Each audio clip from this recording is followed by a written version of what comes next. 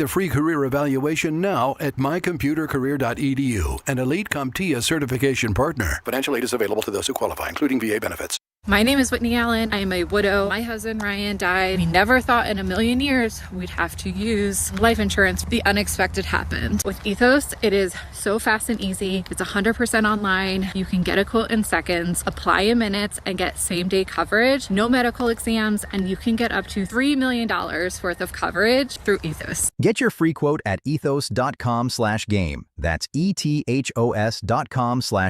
Time spent on application may vary. Online health questions required. 880 ESPN, WHSQ, and WCBS-FM HD2, New York. A Good Karma Brands radio station.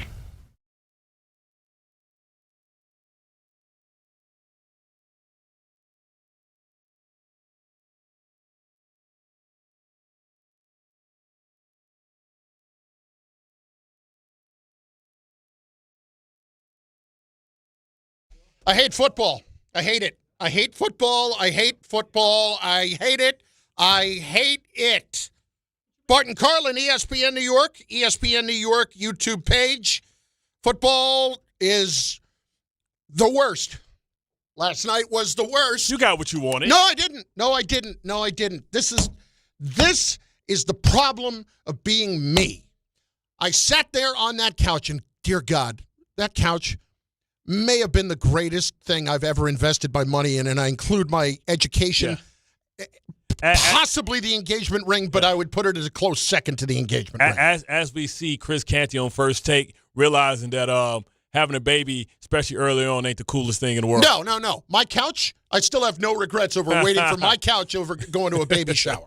Absolutely. Because, the baby whining and crying. And right now, Canty could not be happier that he is sitting at First Take as opposed to being at home. He's not going to go straight home. He's probably going to fall asleep. Stretch. We need to go an extra hour today? Yeah. Stretch it out. I'll go. 3 o'clock. He's probably going to fall asleep not go straight home, go kick his feet up in the lounge. He'd be talking to people like, everybody leaving, like, bro, why are you still here? Man, I'll get there. Because he literally right down the street. You need anything from me? You need me to record anything? You need me to do any commercials for you? I guess when early on, it's, the baby can be calm, but, man, you talk about being on the clock.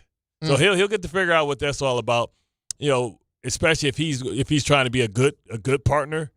And, if his wife is up, going out and getting food and going and warm the bottle up, or if she's breastfeeding, you sit there, ask her to hold the baby. She feed the baby, you burp the baby. You know what I'm saying? All that type of stuff. Yeah. I wouldn't know about any of it. I'm sorry. I don't have kids, and this is why. No responsibility. Yep. You know what? I go home and I nap. Exactly. That's what I do. You can be totally selfish. Exactly. I would like to start here for a moment on a totally selfish front, because I want to know if people have this same kind of experience every once in a while. And I would have to think that Jet fans off of years like this year certainly do. As a fan, have you ever sat and just hate-watched your own team?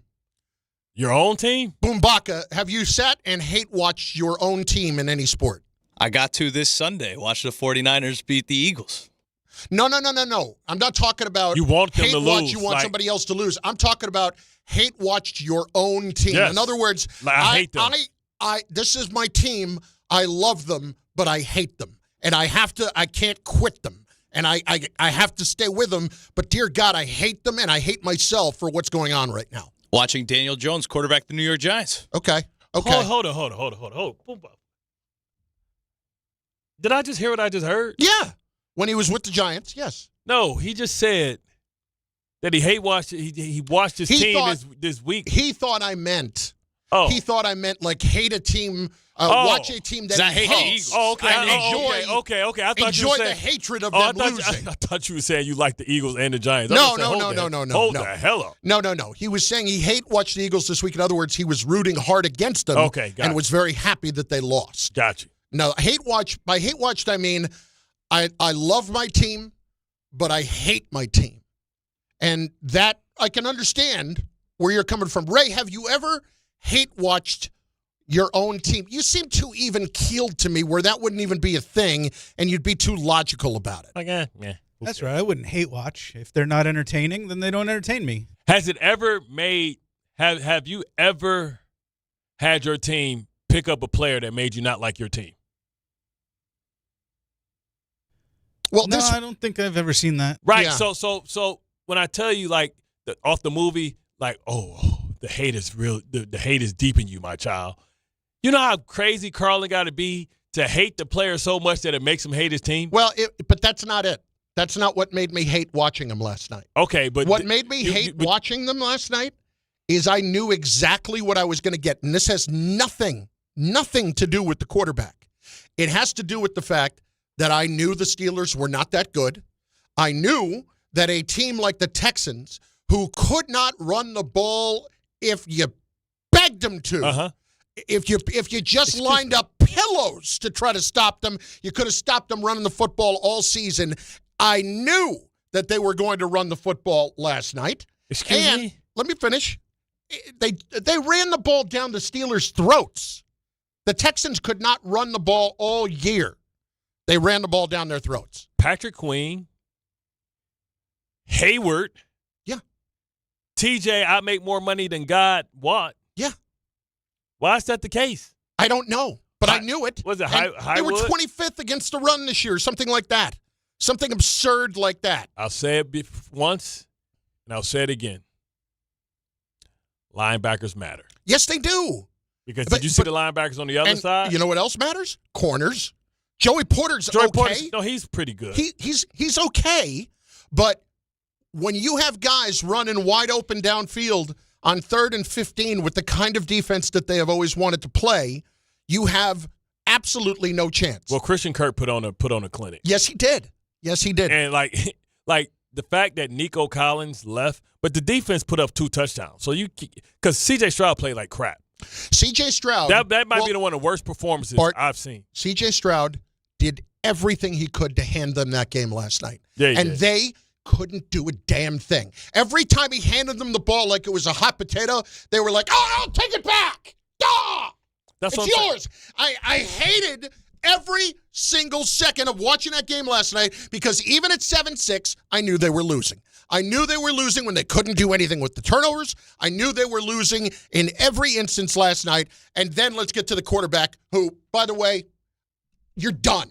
Just go away. Well, the fumble's it's over, and nobody seems to tell you that it's over. Get it. It's over. Bart, he cannot play anymore. He stinks. He can't run around. Bro, he won you the division. He won a horrible division. Can't play? Bart, did you see a functional quarterback for next year last night? I didn't. He's 42. He's older than the head coach on the other sideline. Listen, that dude played with him. Let me tell you something. Played against him. They sacked him. They showed it. Let me tell you something. He's done. Let me tell you something. He sucks. Go away. This is what's killing your Steelers. Wasted money on TJ Watt, should have let him walk. He's not the player that he used to be. Now he's stuck with this long-term contract that you can't get rid of. Hayward played good, but you gotta let Harmon take over and let him go. You need young, fresh blood and guys that you can mold. You decided to say, let me spend money on a wide receiver. Okay. Wrong one. You got a guy that got hands of stone, that's wide ass open, as you can see this play right here. Hit him right in his damn hands, wide open. Yep. That's not Aaron Rodgers' fault against Stingley, who's a good player. Yep. Right. And, he's not a route runner. So, he's a one-dimensional type of guy, right? So, they have players that they got to dump and they got to get rid of because they're too old. Got to be the oldest team in football. It can't even be close. They have to be the oldest team in football, and that's without Aaron Rodgers. Yeah. Well, listen, here's the grand scheme of the whole thing. Yeah. They have to rip that thing down. Right. Because it's over. To the studs. And I think that means the head coach is going to leave. That's what I'm saying. To the studs. If you are Mike Tomlin, why would you want to rebuild why after would 18 you years? Stay? 18 years in one spot. Why would you want to stay?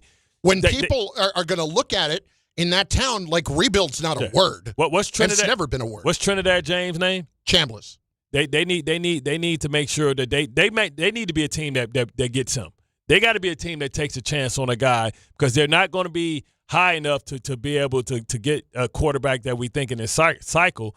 They got to get something better than a Kenny Pickett, and it might just have to be a guy like Chambliss. Listen, But that's not the good news. That's not the good news. The good news is Mike Tomlin should be available by the end of this week, and Harbaugh shouldn't be able to hold you hostage. Well, that's the reality. This is what I was trying to get to, is that if I'm Mike Tomlin, I'm not staying. Like, there's no reason for me to stay. You're going to go through a rebuild to which people are going to be destroying me next year thinking that somehow we should be better. If you watch them all season long, and he knew it midway through the year. He knew it when they gave up a 92-yard drive last night in the first half. He knew they're not that good, and they're old, and they have to rip it down. So why would he stay at this point in his career? Mike Tomlin, I need to go and look. I think he's probably 54. 53, something like that. This is the perfect timing for somebody like Jesse Minter, somebody like McDonald, one of these young guys that can start it off from scratch to have the energy and the patience to go through a real rebuild.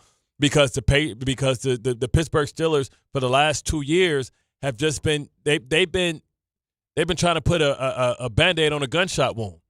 They started with Russell Wilson, they tried it with Justin Fields, and listen, this is the ghost of Christmas past. This is because Kenny Pickett was horrible, and they reached for him when they shouldn't have reached for him, and they missed out on the opportunity.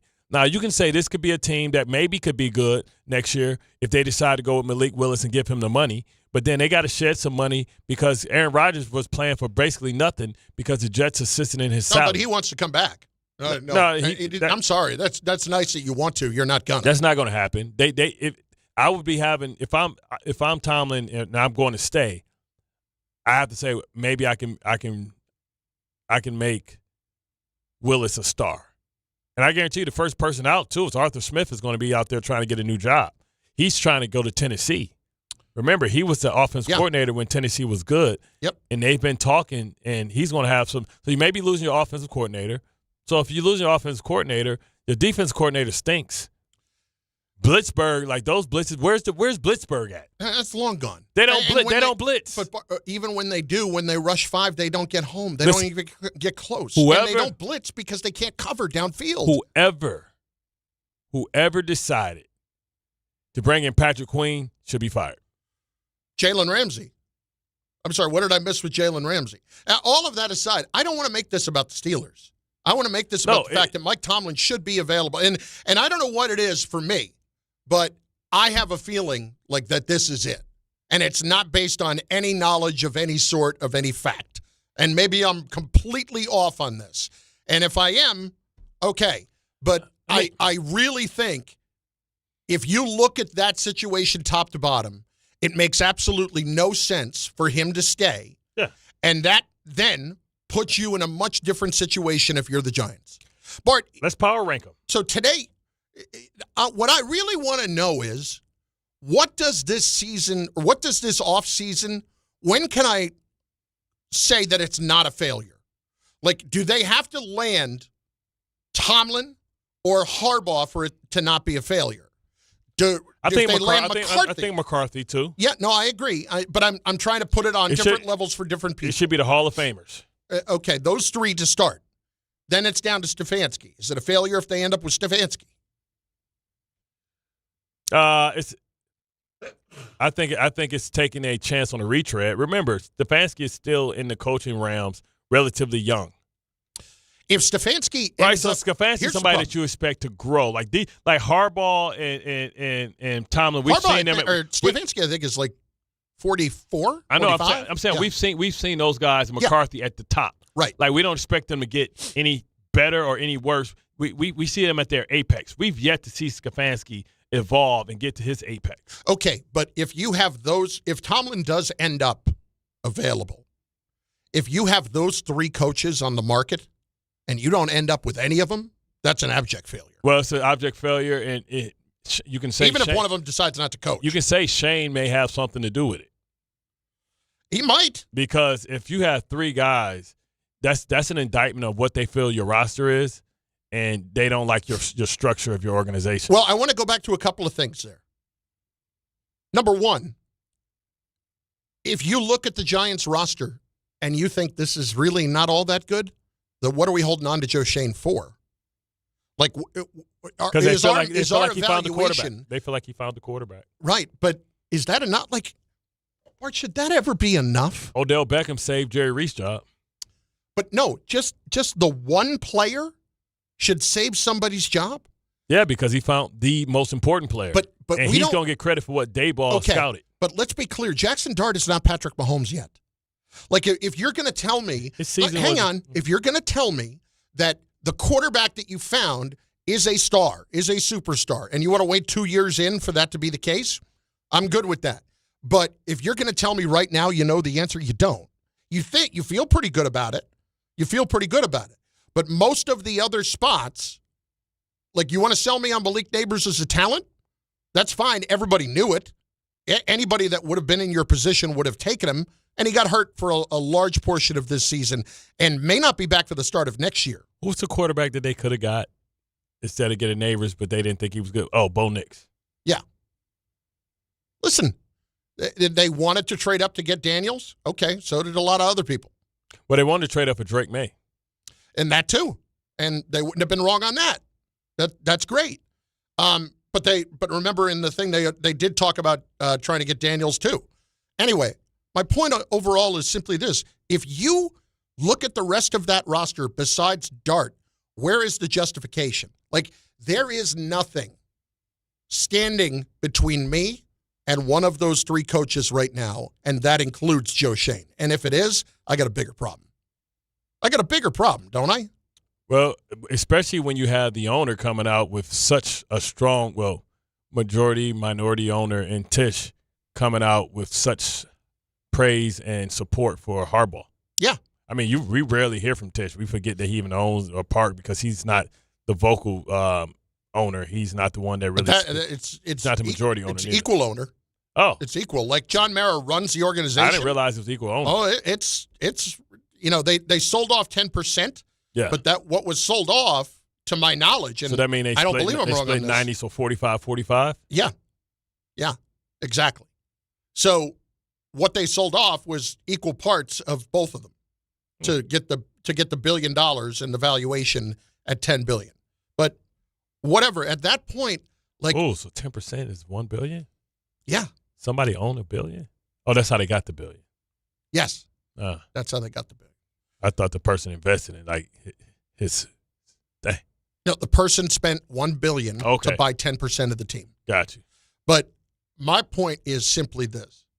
If you're the Giants, you cannot come out of this offseason. If Tomlin hits the market, which I think he's gonna, and with the other two, even if Tomlin didn't hit the market, it's still a failure to not have one of the other two be your head coach. If you're the Jets, like, I know you put your support behind Glenn, but if it's three of those guys out there like that,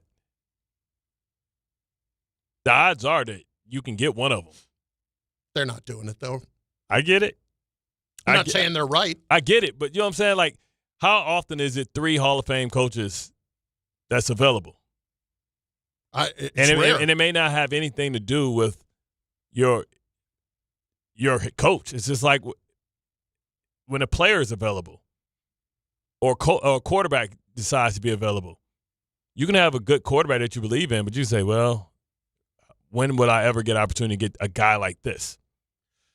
Arturo makes a point in the chat over on YouTube. It's the ESPN New York YouTube page. Go there, subscribe, and watch the show, like the show, the whole thing. Arturo chimes in with, this is like the Tinder of coaching right now, swipe right. Yeah. Well, the problem with John Harbaugh swiping right on the Giants or any of those other guys, like, if John Harbaugh is looking at the Giants and thinking about whether or not he wants to swipe right based on who the GM is, if that's a giant mole in somebody's head, well, that's a problem. I mean, and that should not keep me from the happening. Then I'm going to go get surgery and remove the mole. I mean, it's not like Harbaugh hasn't been here too. It's not like Harbaugh wasn't in this division that knows a lot.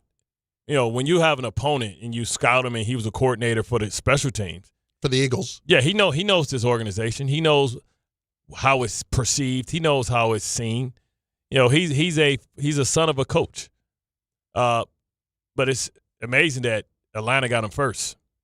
Well, but they didn't. So here's what's going on there. Oh, we got smoke and mirrors going on out there? Well, let's be clear on what happened here. So now they have this thing, and frankly, I don't know why teams do this, but they do it to show. Well, I do know why. They do it to show their fan base that they're talking to all these different coaches as possibilities to run their organization. Look at us. We're doing our due diligence. Mm-hmm. So the Falcons yesterday afternoon put out a tweet and an Instagram post that had John Harbaugh's face on it with the Falcons logo and says, "We have interviewed John Harbaugh." Turns out that was actually more of one of the many conversations that John Harbaugh had over the weekend with other teams, and it was just that first discussion with Atlanta, and they turned it into, oh, this was an interview. And John was like, was it?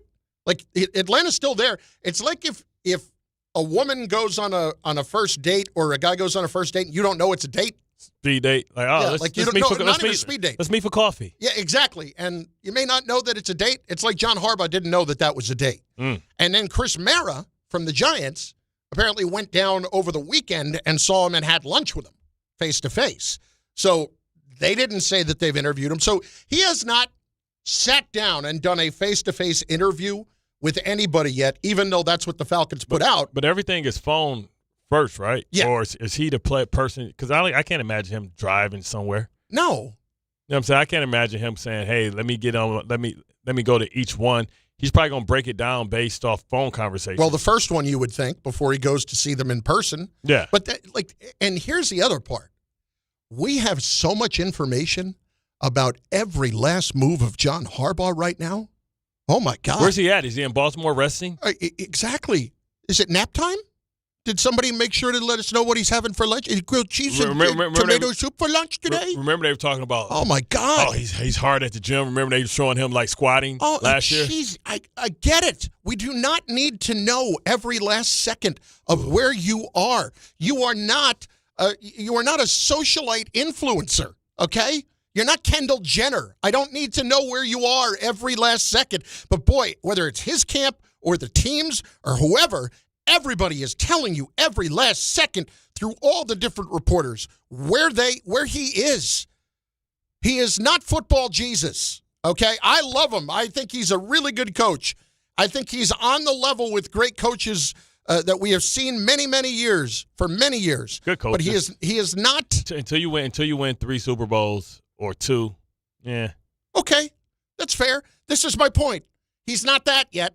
I mean, if that's the case, what's the difference between him and Sirianni? I mean, he's not Belichick. He's not. I think we put him in difference there with between him and Sirianni. Put him there with Bill Walsh. Difference between him and Sirianni is that if Sirianni got fired today, I don't know who's knocking on his door immediately. Yeah, that's true. Somebody might hire him. But when you look at Sirianni's record, yeah, and what he's done, you would say, how career, is this guy not getting hired? Right, he's done it way better, way sooner than John Harbaugh did. Even though Harbaugh went to the AFC Championship, he didn't win a Super Bowl till 6 years in. 6 years in. Look, this is really what I want to know today from Giant fans. Okay, is this an abject failure if you don't walk out of this offseason? Because I do not see how it's not. If you don't walk out of this with Harbaugh, McCarthy, or Tomlin, this is a nightmarish failure of an offseason. Because I talked about the importance of making sure that if you're going to have a year like this, that at least something good comes out on the other end of it. And you ended up with the 5th pick. Well, the 5th pick. But nobody's better at winning more meaningless games than the Giants. But the thing is, and now you got a chance to get one of those coaches, and you don't. The thing is, you found this year is a success. To your point, if you find the right coach going forward, and you found your quarterback, and so the 5th pick is like the third thing. Hey, that's the cherry on top. I appreciate that. But I think we would all agree that if they had the number 1 pick right now, they would be sitting in the catbird seat because somebody else would be knocking on their door. Several teams would be knocking on their door. Especially how Mendoza look right now. Mendoza. The Jets would get 2 first-round draft picks. They would have easily. They would switch and have number 5. They would switch and probably have number 3 and number 16, or number 3 and I don't know if I would want the Jets first-round pick next year just in case they're top 3 again. Absolutely. So I have 3 and 3. Absolutely. Opposed to 3 and 16. If I were the Giants, I'd be making the Jets pay a jet tax for that quarterback. Oh, see, there you go. Well, no, you got. I'm giving you 2 firsts. That's going to probably be top 5. It's probably going to be top 5. But if you're in my town, You're paying a tax. You want me to give you 2 top 5s and you can't tell me definitively next year will be a top 5. You can't tell me that definitively. with the Jets? You can't. You think that you make that trade, think that Bro. there will be, but I don't operate as if you and I are talking and you're trying to say, we're going to suck again next year. What are you talking about? Have you seen their schedule? Yes, I know. This is why I bet the Giants under this year, 5.5, and I won. And they basically playing and the same. I cashed in week 13. And they basically playing the same schedule that the Giants played last year. I know. My point is simply this.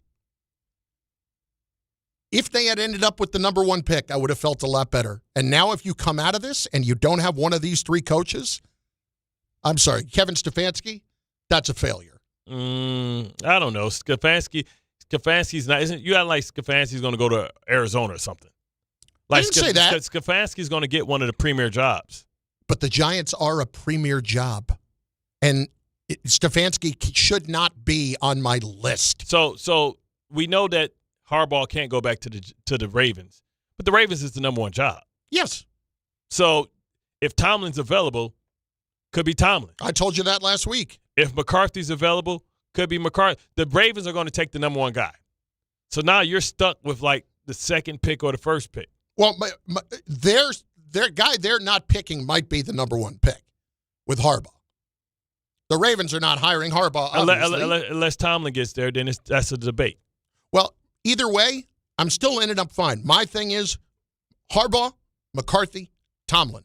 If I go 0 for 3 there, this has been a failure of an offseason. I mean, if Tomlin goes... A failure of a season and offseason. I can see Tomlin in Atlanta. I could definitely see that. That's Wakanda. I could see... Black people love being in Wakanda. All right, well, there's that. Sure. But also, I could see what you talked about yesterday. Todd Bowles gets fired today if Mike Tomlin's available. Could. I could absolutely see that. But then I can see Todd Bowles being hired in Atlanta.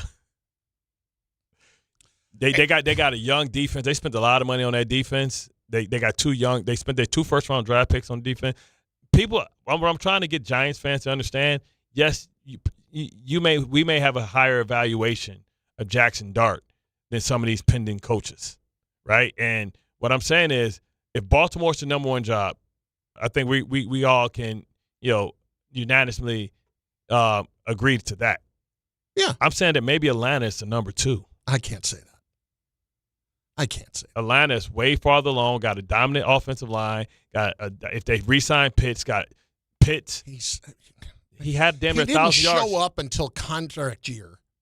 Okay. That guy's had forever. Okay, but could be 1,000 yards, tight end. You got a good offensive line. I can't talk about his ceiling anymore. He's already hit it. Yeah, but you got Lindstrom. They have a very good offensive line. You got and they have Robinson. an improved defense. And you have maybe the best running back in the game right now. I think by next year, Bijan Robinson will be unanimously the best running back in all of football. So, and you playing in a weak-ass division. Are you going to tell me that a Giant fan is not going to be disappointed if the Atlanta Falcons get their choice above them? It's about roster building. You can say that to Joe Shane. So let's do this. You put that straight to Joe Shane. Let's do this. Why the roster sucks and why a coach may say, hey, I got less work to do here. And Arthur Blank is, in my opinion, is on the same level, even though he hasn't won a Super Bowl. I think he's seen as one of the premier owners in all of football, too. 800-919-3776, 800-919-ESPN. What I want to know from the Giant fan is, at this point, if you don't end up with one of those 3, is this offseason already a failure? Already. 800-919-3776. The lines are open right now. I just hit the button. Lines open. Bang. Damn. And now you can also chime in on the YouTube chat where you should be watching the show, on the ESPN New York YouTube page where you should be going, subscribing, watching, doing all that crap. Cranky Carlin today. Cranky pants on. Cranky pants on. Bart and Carlin, ESPN New York. At City Harvest, we believe no New Yorker has to go hungry. With your help, we're on the road 365 days a year, rescuing over 77 million pounds of nutritious food and delivering it free to millions of New Yorkers, transforming surplus food into sustenance, sustainability, and smiles, rallying thousands of New Yorkers to power a network of nourishment across our city. One day, one meal, and one New Yorker at a time. That's how we feed good. Donate at cityharvest.org. Nassau County delays on the LIE westbound by Glen Cove Road, exit 39. It's a crash. 2 lanes are blocked. Very slow traffic there. Northern State looks to be better. Bell Parkway westbound in Brooklyn, heavy by Knapp Street. That's construction work, roving repairs. In Rockland County, the closure, Route 17, both ways at Tuxedo at the intersection with Route 17A. Big accident there with an overturned tractor trailer. That's 17 both ways by Warwick Brook Road and Route 17A. The throughway is a nearby alternate. Hudson River crossings coming in from New Jersey, all under 10 to 15 minute delays, now improving.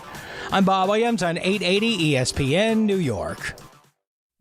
Show your team spirit and save big only at Security Dodge during the Start Something New sales event. For a limited time, score an extra $500 off on top of all rebates and new incentives, just for coming in and wearing your favorite team's jersey or swag. High school, college, or pro, football, basketball, hockey, and every sport in between. It's easy to win big at Security Dodge in Amityville. Visit us today or shop 24/7 at securitydodge.com. Hey, New York and New Jersey, Boost Mobile has an unlimited talk, text, and data plan that's only $25 a month forever, meaning you'll only ever pay $25 a month for the rest of your life. Who wouldn't want unlimited wireless when it only costs $25 a month forever? If you don't, you must be one of those people who enjoy overpaying for their phone plan. $25 a month forever is truly as good as it gets, so go online and switch now at boostmobile.com. After 30 gigabytes, customers may experience slower speeds. Customers will pay $25 a month as long as they remain active on the Boost Mobile Unlimited plan. More people trust their hearts to New York Presbyterian than any other hospital in New York. It's because New York Presbyterian has the most experienced cardiovascular doctors, treating a full range of heart conditions, from heart failure to valve repair, with the most advanced treatments. Find a doctor at nyp.org/heart. New York Presbyterian. New York Presbyterian Hospital, based on U.S. News & World Report 2025 to 2026 cardiology, heart, and vascular surgery rankings. Focus Features presents the film Hamnet from director Chloe Zhao and producers Steven Spielberg and Sam Mendes. Discover the untold story behind Shakespeare's greatest masterpiece. Winner of more audience awards than any film this year, Hamnet is a monumental cinematic experience. And now it's the Critics' Choice Award winner for Best Actress, Jessie Buckley. Hamnet is the best picture of the year. Hamnet, rated PG-13, may be inappropriate for children under 13. Now playing only in theaters. I know that hiring can be challenging. You sort through tons of resumes and you get too many so-so applicants. You're just waiting for someone to match your role perfectly. Well, now, there's a place where you can meet them fast. ZipRecruiter. Need to hire right away. Start your search for strong candidates. The right fit awaits. Build your team. Build it sooner. ZipRecruiter. Just head to ZipRecruiter.com/ESPN right now to try it for free, and you're on your way to meeting your match. 4 out of 5 employers who post on ZipRecruiter get a quality candidate within the first day. So try it now. Go to ZipRecruiter.com/ESPN. Once again, that's ZipRecruiter.com/ESPN. Meet your match on ZipRecruiter. Try it free. All the way over Barzell, score! New York Islanders hockey is back at UBS Arena, and it's time to bring the family and make some noise. With more afternoon games this season, the Islanders have special kids-themed games and activities for young fans. Play games pregame at the park and head inside for fun on the concourse and on the ice. Tickets for the 2025-26 season are on sale now. Get your tickets at NewYorkIslanders.com. Hey, fans! Welcome back to Fansville's Cheers and Tears. Oh. Okay, so like everybody deals with losing, right? To a rival on a last-second field goal. Whatever, it's fine. I'm totally fine. But I cope with losing with an ice-cold Dr. Pepper. Those 23 flavors are like so delicious. They totally wash away the pain of your college football team taking a big fat L. College football, it's a pepper thing. When I wake up, the best mornings in the morning light, start with Wrangler. Pull on my jeans and I feel alright. Jeans, jackets, and shirts that get your day started on the right foot. I pull my blue jeans on. I pull my old blue jeans jeans on. Good mornings make for better days. I pull my blue jeans on. I pull my old blue jeans on. Wrangler, for the ride of life.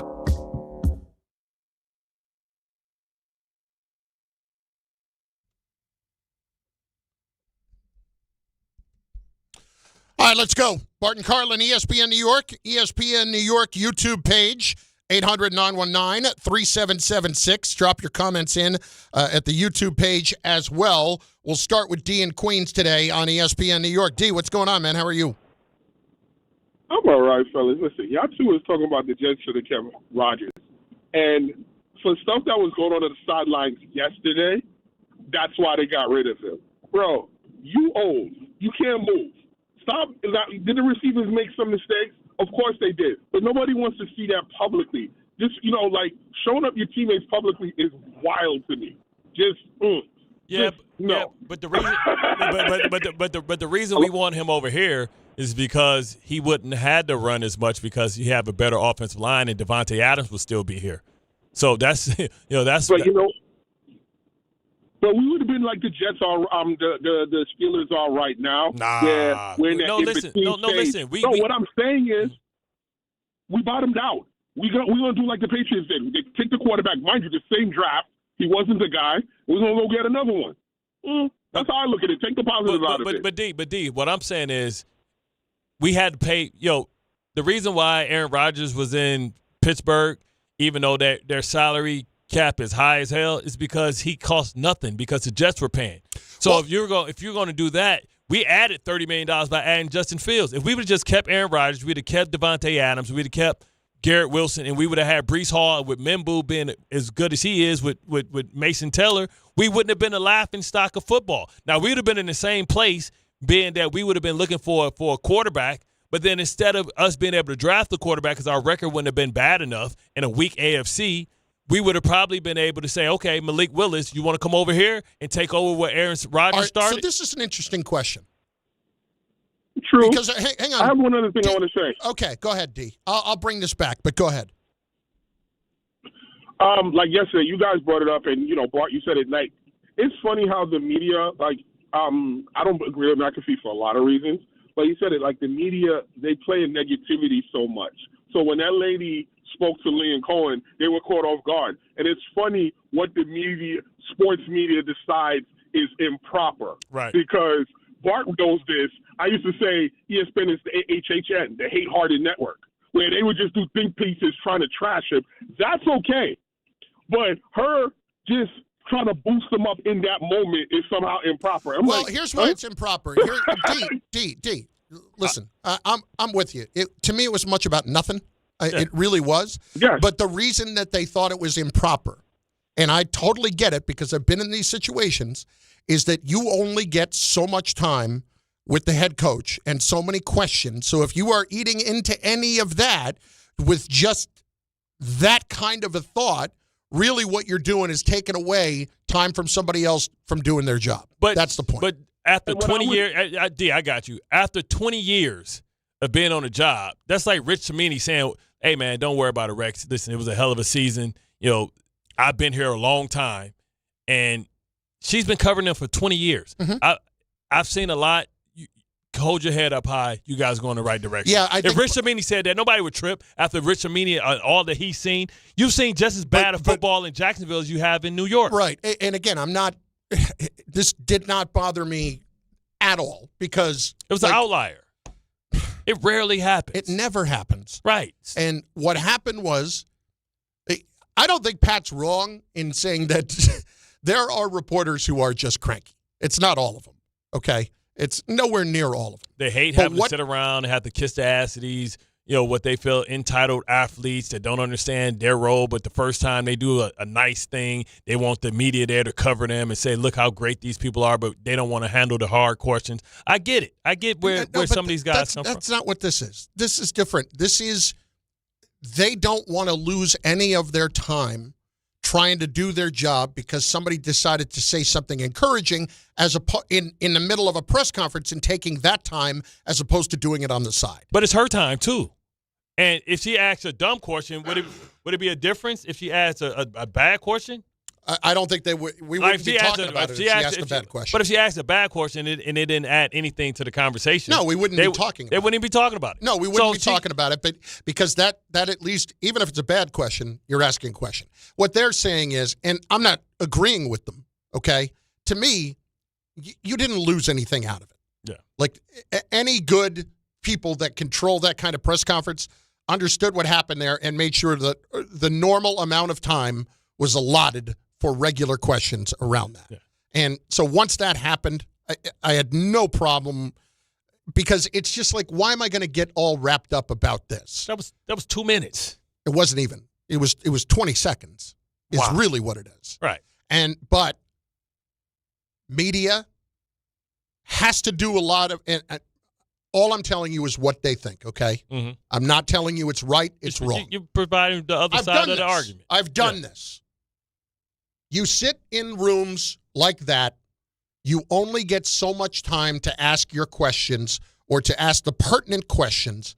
And when you feel like, when that happens, you feel like that was just a cheerleader for somebody who is not asking a question, but just encouraging somebody. If you're like, that is not the time or place for that, it's somewhere else.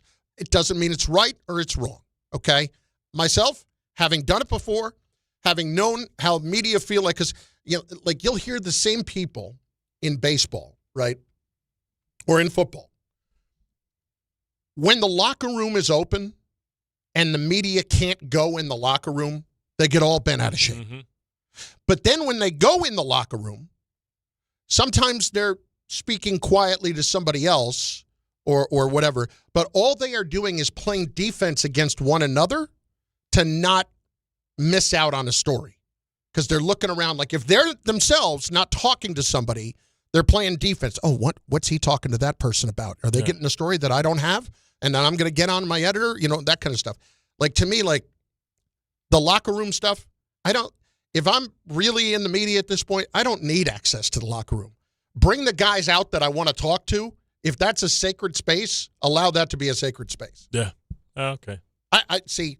That was it. I get it. Too often But I can't. They just nagging. Like if you didn't agree, that you don't have to publicly say anything about it. Just lighten up.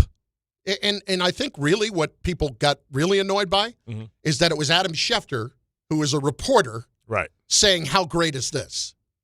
That's what it was. But Adam Schefter is also a TV personality. He's not a journalist that's going in and a beat reporter. But they all look at him like he was. Hey, you were one of us once. No, because he was. He was in Denver. Listen, I make $8 million a year. I cannot relate to nothing that y'all are talking about.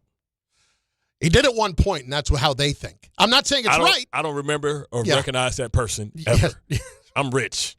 I'm really rich. There was a time, and I don't know that he wouldn't remember it because it wasn't a thing, but he wrote a book with Terrell Davis. He was covering the Broncos in the late 90s. And he wrote a book with Terrell Davis. And when I was producing Mike and the Mad Dog, and came in studio, and he came with Terrell, but really Terrell was supposed to be the only guy on. Yeah. And Chris is like, listen, and the PR person's like, you have to put Adam on too. And Chris was like, at the time, like, what do I need to do this for? Well, we just want Terrell. Right. But the PR person tried to sneak it in. But we put Adam on, and he was great. Minutes. He was fine. He was terrific. But it was like, back then, he was a beat reporter. And that's how they look at it. He was Jennifer Lopez. Right. And then as a fly girl. J-Lo, I remember when it was just, hey, whoa. J-Lo was a fly girl. You remember when Jamie Foxx said that he ran into Jennifer and she kind of like, hey. No. He's like, whoa. Hold up, J-Lo. I remember when it was, hey, whoa. But hey. Yeah. I know when you was a fly girl. I remember when you was a fly girl. Made me start telling stories. Tommy Davis said the same thing. He was like, oh, they got the same age and was like, hey, go over there and just say hi to her. She'll love to see you. And she's just like, meh. He was like, whoa, what the hell was that? I was the star. You ever have somebody happen with that with you? I told you the time I wanted to fight Mike Nolan. Yeah, that's a little different, though. No, he just kind of blew you off? Like, he was my defensive coordinator. He never thought I could play. And, like, I was there for like 2 years. Yeah. With him, and then he left. He was the 49ers coach after that. Yeah. When he was wearing the tie on the sideline. Yeah. So when he left, like Jeff Fitzgerald, and that's when Rex became the coordinator, defense coordinator. And I made All Pro and Pro Bowl. So then I go over there, and I'm at the Pro Bowl, and he talking to Tiki and Rondé, and of course I go over there, want him to be proud. Hey, what's up, Bart? I see you undrafted free agent, and I remember you just give me a running little around. love, yeah. Yeah. This is like isn't it like it was like 10 years later. I'm only a couple years I'm later. only in year 4. Yeah. I mean, I'm in year 5. So like he left, so it's been 3 seasons. And he's like, "Hey Bart, what are you doing here?" I said, "What?" I said, "What?" Damn. Oh, you should have saw the game. We played them the next year. Told Frank Gore ass up. And I was talking so much cash money to him. That's why I'm here, mother. And like he turned his back and wouldn't look at me. And I kept going to the sideline. You hear me, mother? Boy, Frank Gore was probably, man, why is this dude gassed up? When I say listen, I think I have like part of the game. I'll show you like me like yelling at him. You just gonna see me like look like I'm hype. I'm talking directly to him, and you can tell like, this dude is on. You might think I spent the night with LT. He's like, this dude is on. This dude is on. What is this dude on today? Bart and Carlin, ESPN. FanDuel's turning on playoff mode. All customers get a profit boost pack every NFL playoff game day. Each game day during the divisional round, you'll find a pack loaded with multiple profit boosts waiting for you in the app. More boost means more ways to level up your playoff bets.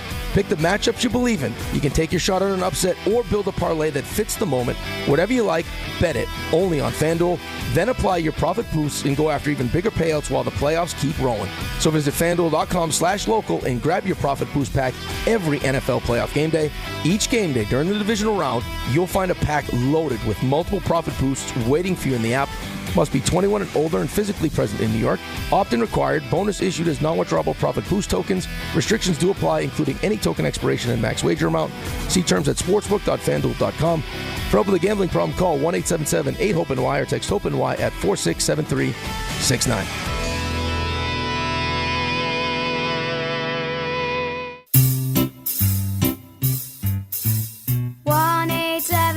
Cards for Kids. KARS Cards for Kids. 1-877 Cards for Kids. Donate your card today. 1-877 Cars for Kids. KARS Cars for Kids. 1-877 Cars for Kids. Donate your car today. Ready to get rid of that old car? Donate it to Cars for Kids. Call 1-877-CARS-FOR-KIDS to reach a friendly live agent. Donation's super easy, and your car can be picked up as soon as tomorrow. Call us now, 1-877-CARS-FOR-KIDS. That's Cars with a K to donate your car today. 1-877 Cars for Kids. Donate your car today. Did you know you can donate real estate too? Go to carsforkids.org. That's carsforkids.org. If you've been injured in an accident that wasn't your fault, then you need a lawyer who knows New York's unique personal injury and workers' compensation laws. At the Parisman Firm, they have decades of experience handling all types of accident cases and a proven track record of delivering huge results. Their team has already recovered nearly $1 billion for injured New Yorkers. From construction to car accidents and slips and falls, they've got you covered. Call the Parisman Firm now at 718-WORKERS, where your case is their cause. Get the justice you deserve today. Okay, I have to tell you, I was just looking on eBay where I go for all kinds of things I love, and there it was. That hologram trading card. One of the rarest, the last one I needed for my set. Shiny like the... designer handbag of my dreams. One of a kind. eBay had it, and now everyone's asking, ooh, where'd you get your... windshield wipers. eBay has all the parts that fit my car. No more annoying. Just beautiful. Millions of finds, each with a story. eBay. Things people love. Out on the course, they're the PGA Tour's best players. But in the arena, they're prime time. And Season 2 of TGL presented by SoFi is back with lights, cameras, action. We're talking big moments, big personalities, big names in the stands, all on the big screen. Big-time matchups with shot clocks, hammer drops, timeouts, overtime, and playoffs. It's city versus city, squad versus squad. The sport just hits different under the lights. It's TGL presented by SoFi. Keep up. It's golf. Tune into every match. Only on ESPN. The College Football Playoff National Championship. Let's go! The magical run by the 10th-ranked Miami Hurricanes continues. There's no bad play, no bad call, no injury that we can't overcome. When they faced a top-ranked and undefeated Indiana Hoosiers. All I can say is go IU and Number 10 Miami versus number 1 Indiana. Coverage begins Monday night at 6:30 on 1050 ESPN and the ESPN New York app.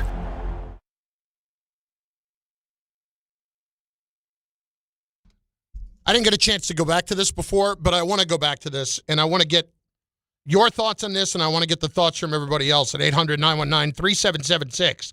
800-919-ESPN. It's Bart and Carlin. Go and watch on the ESPN New York YouTube page. Subscribe to the ESPN New York channel and lock in on the show.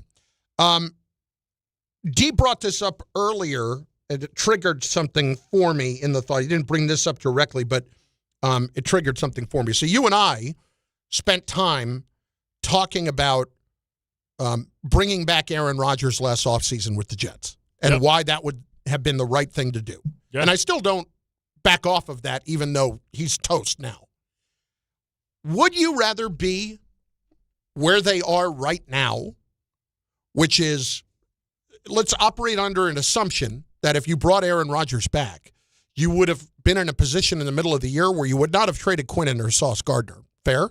Yeah, and Sauce wouldn't have had the extension. You would have let him play because they did Sauce and Garrett 3 years after 3 seasons. They would have had them and been picking up options for them. So you think if Rodgers was back, they would not have done Sauce's extension? They wouldn't have had the money because Devontae Adams would have been here, and they would have had to give him an extension. All right, well, I wasn't even considering the Devontae Adams part of it, but Devontae Adams had 14 touchdowns this year, by the way. No, I'm aware. I'm aware of the year. With Aaron Rodgers, he had over 1,000 yards receiving. You would have had 2,000-yard receivers. Even so, Garrett wouldn't have gotten his money. Sauce wouldn't have gotten his money. Correct. Okay. So what I'm asking is, would you have rather been in the position of right now, you still need a quarterback, but you don't have all of these picks, and you would have brought Rodgers back, and let's say that you had a season where you went 8-9,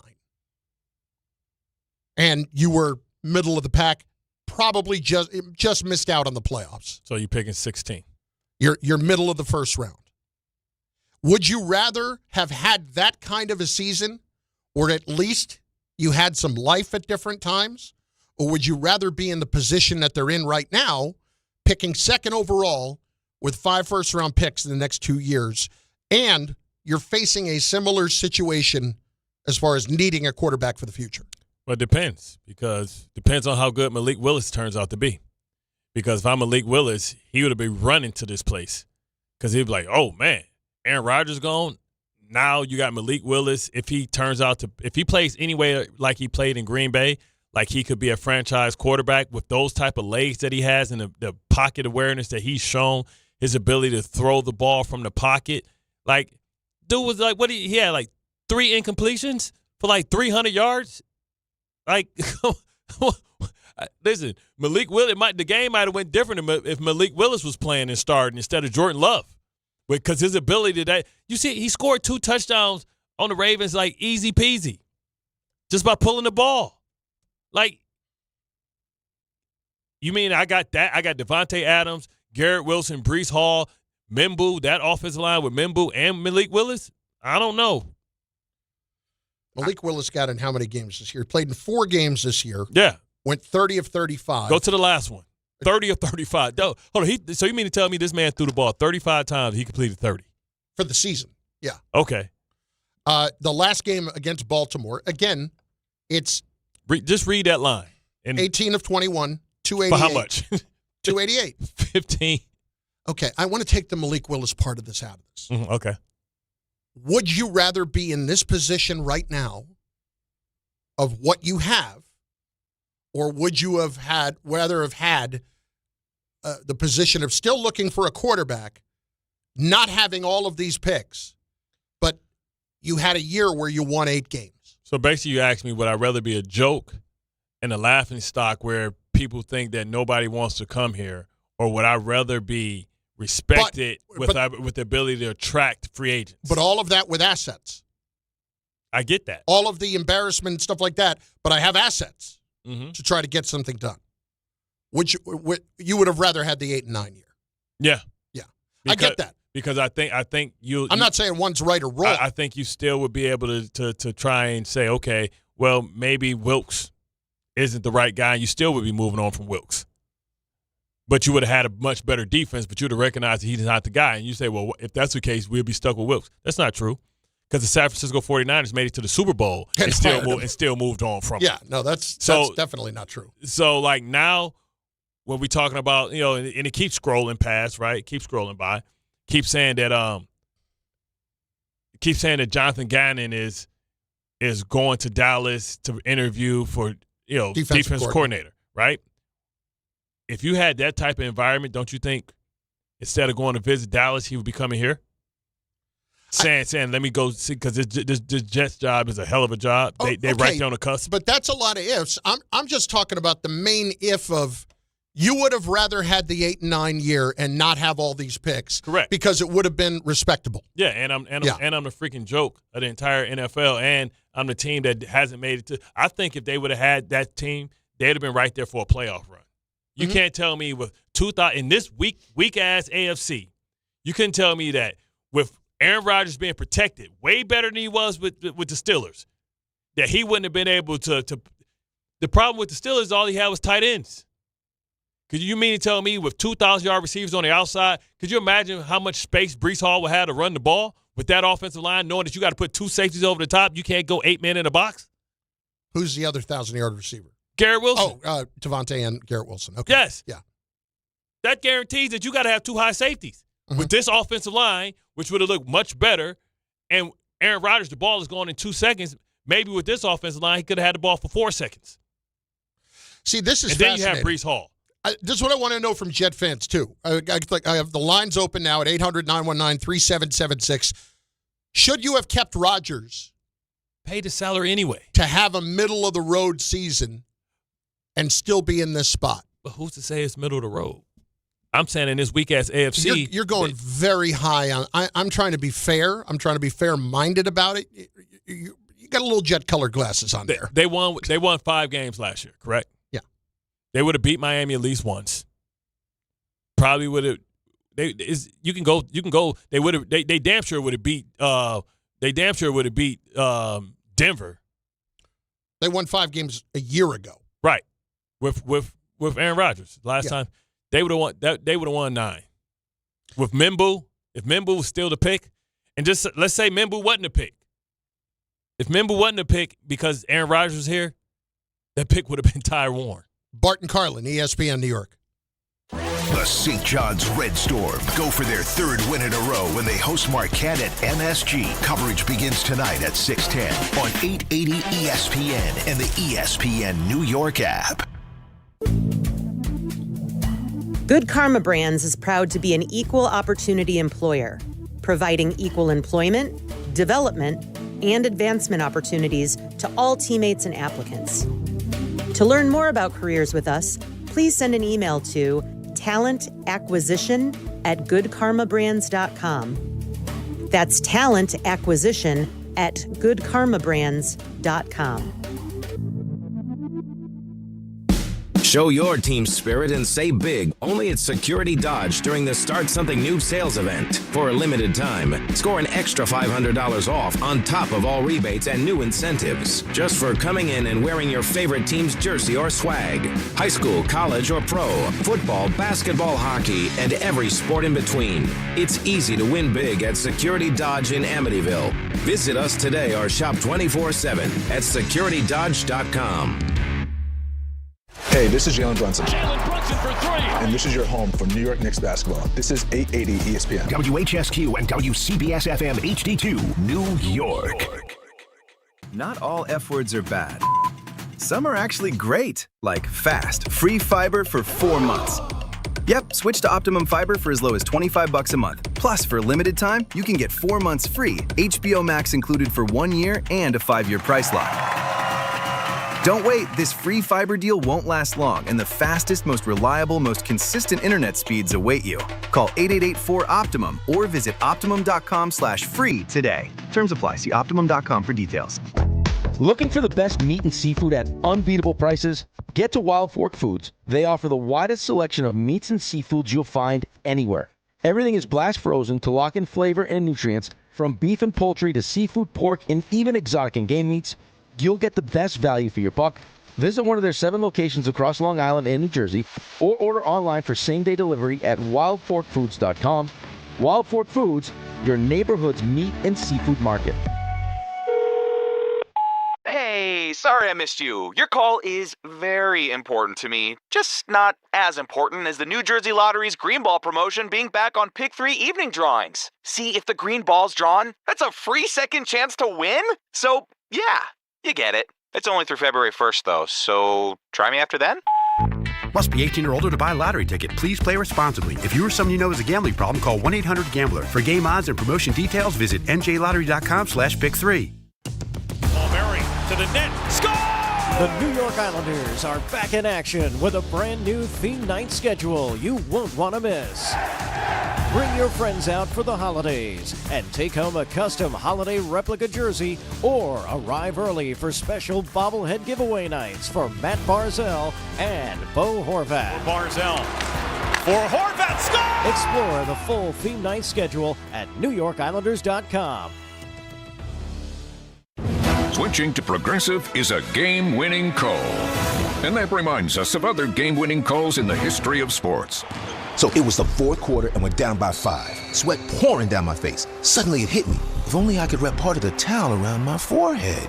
And that's how I became the first basketball player to wear a headband. Okay, not really a game-winning call, but it was a good call. You can make one too. Switch to Progressive and you could save hundreds.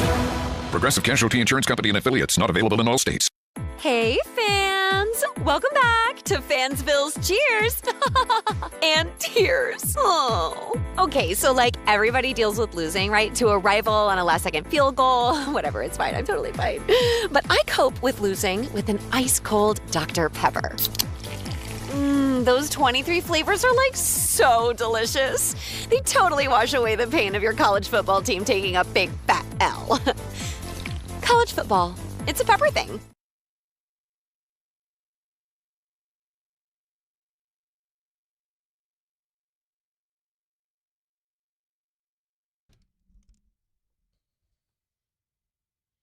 It really is a fascinating thing to consider, whether or not you'd rather be in this position of needing to find a quarterback and have all of these assets, but it was such a nightmarish year. But then, if you had kept Rodgers and you ended up middle of the pack, would you have rather been in that position, but still be looking for a quarterback now? You just would have been a team that would have been better and respectable and what they really have aspired to be here for a few years. But I just hate that you keep saying respectable. Like they couldn't have been more than respectful in this weak-ass AFC where Baltimore wasn't here. Respectable isn't the right word then. Yeah, you know what I'm saying? Listen. A wild card team. I will do this very quickly. But if they had kept all of those guys. Devontae Adams, 2,000-yard receivers and 1,000-yard runner. Like you said, Aaron Rodgers couldn't run the ball yesterday. He wouldn't have that problem with Breece Hall. No, I agree with that. But they would have beaten the Dolphins at least once. So they won 3 games. Okay. How many more games would they have won? Okay. They would have beaten I think they would have beaten Denver. They would have won in Tampa Bay. They'd have beat Denver. All they had to do was get in field goal range. I mean, they would have beaten Denver. They would have beaten Carolina. That's 3. We're going to say split Miami? Yeah. Okay. I can't say split New England. I don't know why not, but okay. Well, I mean, in those 2 games, they lost 42-10 And who's the quarterback? 27-14. Who's the quarterback? No, I know. The backup to the backup. It wasn't even Justin Fields. Fields was the first one, the first New England loss. And then the second one was Cook. They would have beat Pittsburgh. They would have beaten Pittsburgh. Because Pittsburgh would have had Justin Fields. Well, no, they didn't play Pittsburgh. In week 1, you mean? Yeah. They had to beat Pittsburgh because Pittsburgh would have had Justin Fields. Yeah. But I have them winning right around 8. I don't think they're going from 3 to 10. If they can win 8, they can win 9. Because remember, listen. But I can't say they're going to win every one of those close games. Okay, but what I'm saying is, you have Quinnen for the whole season. Yep. You have Sauce for the whole season. You have Devontae Adams 1,000 yards. You got 2,000-yard receivers, and you got 2 of the best. I think at that point you would have like one of the better offensive lines because Aaron Rodgers not getting hit because the ball's coming out. Like Membu ranked high, Fashanu high, and I'm still throwing in the Vera Tucker injury. Okay, all I'm trying to do is be fair. Okay, I got you. And as opposed to they would have won 10 or 11 versus 3. Let's just say 9.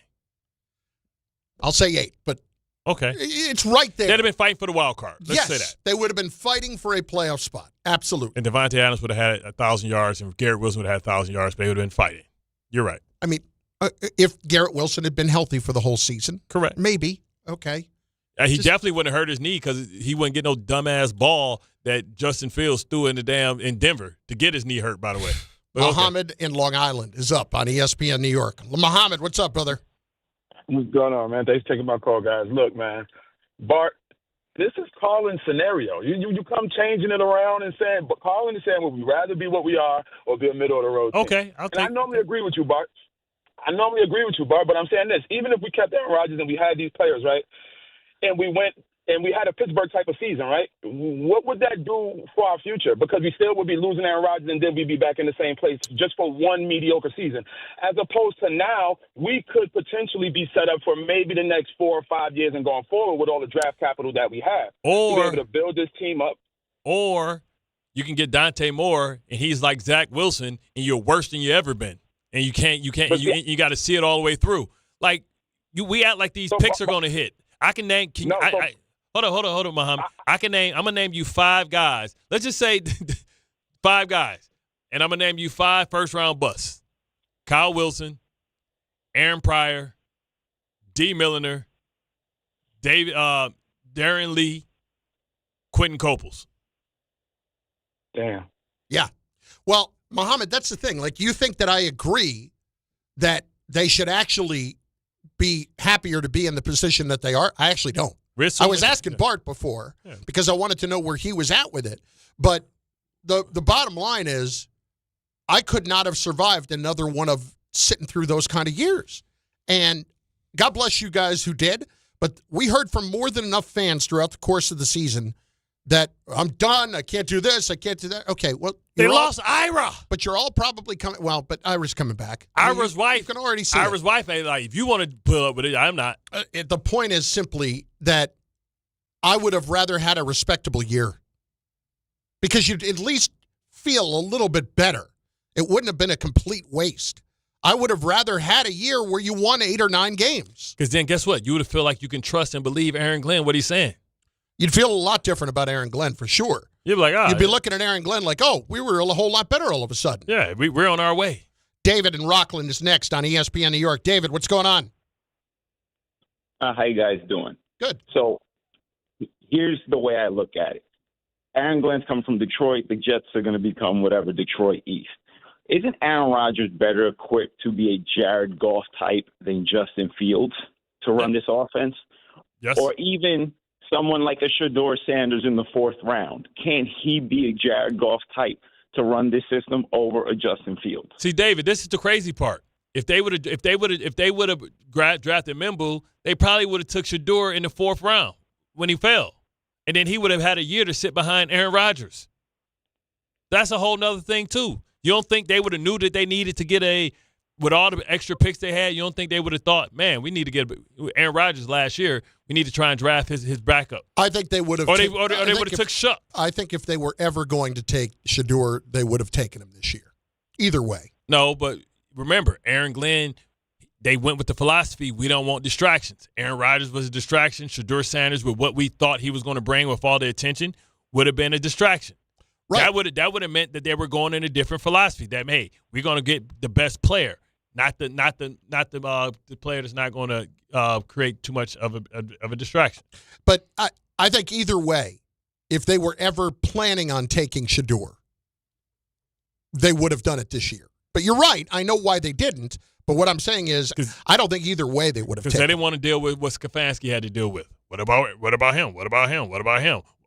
Giving interviews, doing the mind stuff. And that's the other thing about Stefanski. I don't think Stefanski handled that well at all. He didn't, because it was clear he didn't want him. Of course, because if you take Gabriel, then that means that the owner was like, nah, man. Or the general manager, which is why his ass is unemployed now. Because Shedeur showed that maybe if Stefanski would have been better about it, maybe they would have been better. Al, North Carolina next. ESPN New York. Al, what's going on? Hey, what's going on, guys? Big fans. Appreciate it, brother. I had a question that might be more of your lane, Carlin, and Bart. You can kind of just tell me what you think. But I was thinking of not using the second pick or the 16th pick on a quarterback, building a more elite or like a better foundation for a rookie quarterback in maybe the second round, like a Carson Beck or a Trinidad Chambliss. We're not going Carson Beck. Carson Beck is horrible, and he's old as hell. That's one of the reasons why he I would had not touch success. Carson Beck with a 10-foot pole. But Al, you're on to something. Like, they can take Tate number 2, and then with 16 they can go get the second linebacker from Ohio State, because they need a thumper in the middle, and then they can take the 33rd pick and take Chambliss. I wouldn't be mad with that. They got 2 second-round draft picks. If you want to talk about taking Chambliss in the second round as opposed to taking Dante Moore early, if Chambliss doesn't win any of his things, I'm not going to have a problem with that. Yeah. I mean, the Jets have 4 picks in the first 2 rounds this year. They don't have a third-round pick. I would not have a problem taking Chambliss in the second round. But they have a 4th. So this is what you do. And 2 fifths. So you take the 5 and you take 33 and you move up. You move up with number 30 or 28, because you want to have the 5th-year option on him if he turns out to be good. Mm-hmm. So that's what you do. Like, if you believe in Chambliss and you think he's like a second-round draft pick once we go through the process, then you do that. And so I would do that. I would move back into the first round with 33, which is basically the first round, and I'll move with whoever's 30, or 32. They won't mind to move back a couple to get a 5th, because they just won a Super Bowl. Frank's in Newark next, ESPN New York. Hey, Frank, what's going on? Hey, good morning, guys. I'm going to chime in on the Giants for a second. I was going to say that if they miss on this head coach and they try to get too cute or fancy, this is like as bad as missing on your option at quarterback a couple of years ago. Remember, we had Darnold. We were drafted number 2 overall. We had the choice of Darnold, and I forget who else down that list. Well, that was Patrick Mahomes. I mean, that was Lamar Jackson. No, that wasn't Lamar. 2018. Yeah, 2018 Lamar was 2017. Was it Baker? No, it wasn't Baker. It was Josh Allen. Yeah, Josh Allen, Rosen. And I'll tell you in 1 second who it was. Okay, 2018 NFL draft. It was Baker first, then it was Darnold, then it was Josh Allen, Josh Rosen. Yeah, he should have drafted Josh Allen. I'm sorry, Lamar was 2018. He was the last pick of the first round. Yep. So there you go. Exactly. So it's like almost as bad as picking that. We're not in a situation where we can actually say, hey, let's go get the next up and coming offensive coordinator or defensive coordinator as a head coach. We need a guy that's actually been a proven winner plus a system builder. Now, as far as the Jets are concerned, Carlin, I got to ask you this question. Are you lining towards were you lining towards bringing Aaron Rodgers back and having an 8-9 season because you've been out in the desert for too long in the sea of irrelevancy that you just want you would love to have that kind of season since it might be out of desperation, or was it just to experience some wins and to have something worth watching later on in December? It's twofold. It's twofold. It's wanting to have a year that actually meant something. And Bart just went through it before. How many times have they been here before where they've had the picks and then they don't turn into anything? Or, they've done some good things with picks. Like, I mean, they had the year that they had the 4 first-round picks. Mm-hmm. I mean, listen, that was a Parcells time. But no, they had it. Pennington But they had 3 with Jermaine Johnson, Sauce. Remember the Brees? Yeah. Sauce, Jermaine Johnson, Garrett, and yeah. And the biggest, and Bart, you mentioned this before. But my point is, there's still only picks, okay? There's still only picks. And I like having them, but I would have rather had a season that I could have actually been entertained by and interested in and not embarrassed by. And that's fair. When does that stop being, sick? Like, when does that get old? I mean, to me, it was like, and Bart, you made a reference to this earlier with the Steelers. It's like putting a Band-Aid on a gunshot wound. Yeah. We're still not going to have the quarterback, and we're still going to end up owing Aaron Rodgers that money anyway. Plus, we would have still had Devontae Adams on the lineup anyway. Yeah, and now you just put yourself $30 million in, still having to pay Justin Fields. So you wasted even more money. At least you would be paying Aaron what you was paying him. Bart and Carlin, ESPN New York, and on the ESPN New York YouTube page, Chris Stapleton's All-American Roadshow is coming to Northwell Health at Jones Beach Theater Wednesday, August 26th, and ESPN New York has your chance to score tickets on the ESPN New York app. Just find the contest tile and submit your entry. It's brought to you by Live Nation. Tickets go on sale this Friday, 10 a.m. at Ticketmaster.com. On the thought on Trinidad Chambliss, Mel Kiper Jr. was on with Dave and Rick, as he is each and every week, and the boys asked if Trinidad Chambliss ends up entering the draft, where would he go? First round, I would think. I mean, the first round quarterbacks over the years. Just look at some of them. He's more talented. Is he 6'3", 6'4"? No, but the kid's 23. I mean, he's not 20, 21. He's been around. He's Ferris State. He did a great, dominated that level. He goes to Ole Miss. He was going to go to Temple, and then he went to Ole Miss, and he was a backup to Simmons. Simmons gets hurt. He gets a chance, and look what he did. So he's going to have. I think it's 28 starts. But you say, well, it's Ferris State, but they're still that's college. That's college football starts. It's a lower level, but it still starts. That's why he wants another year. That would be the tough call between Simpson and Trinidad Chambliss. If in fact Trinidad Chambliss is in this draft, which we have to wait and see how it plays out in court. So at this point, to your point about the argument, you want to bring him in later in the first round? Yeah. Then that's an idea. That's certainly an idea where maybe you're not taking number 2, taking Dante Moore, and you're feeling better about taking Trinidad Chambliss later in the first round. Yeah, because just know if Trinidad Chambliss is just okay, you got 3 first-round draft picks the next year. So that now you're all in for the Arch. Here's David and Elizabeth. Not Arch, but it's some other people that's going to come out other than Archie. Yeah, be other people. David and Elizabeth is next. What's up, D? What up, fellas? So, look, we're going to start like this. Chef, respect to your Steelers, Steel City. I know you love your organization. He cried on the way here. I did not. I did not. Nah, he ain't cried, man. That's my guy, man. Let's show him a little respect. No, listen, I'm not going to lie. I have cried over a Steelers loss before. That has happened in my life. He was punching in the air like Trey for Boys in the Hood.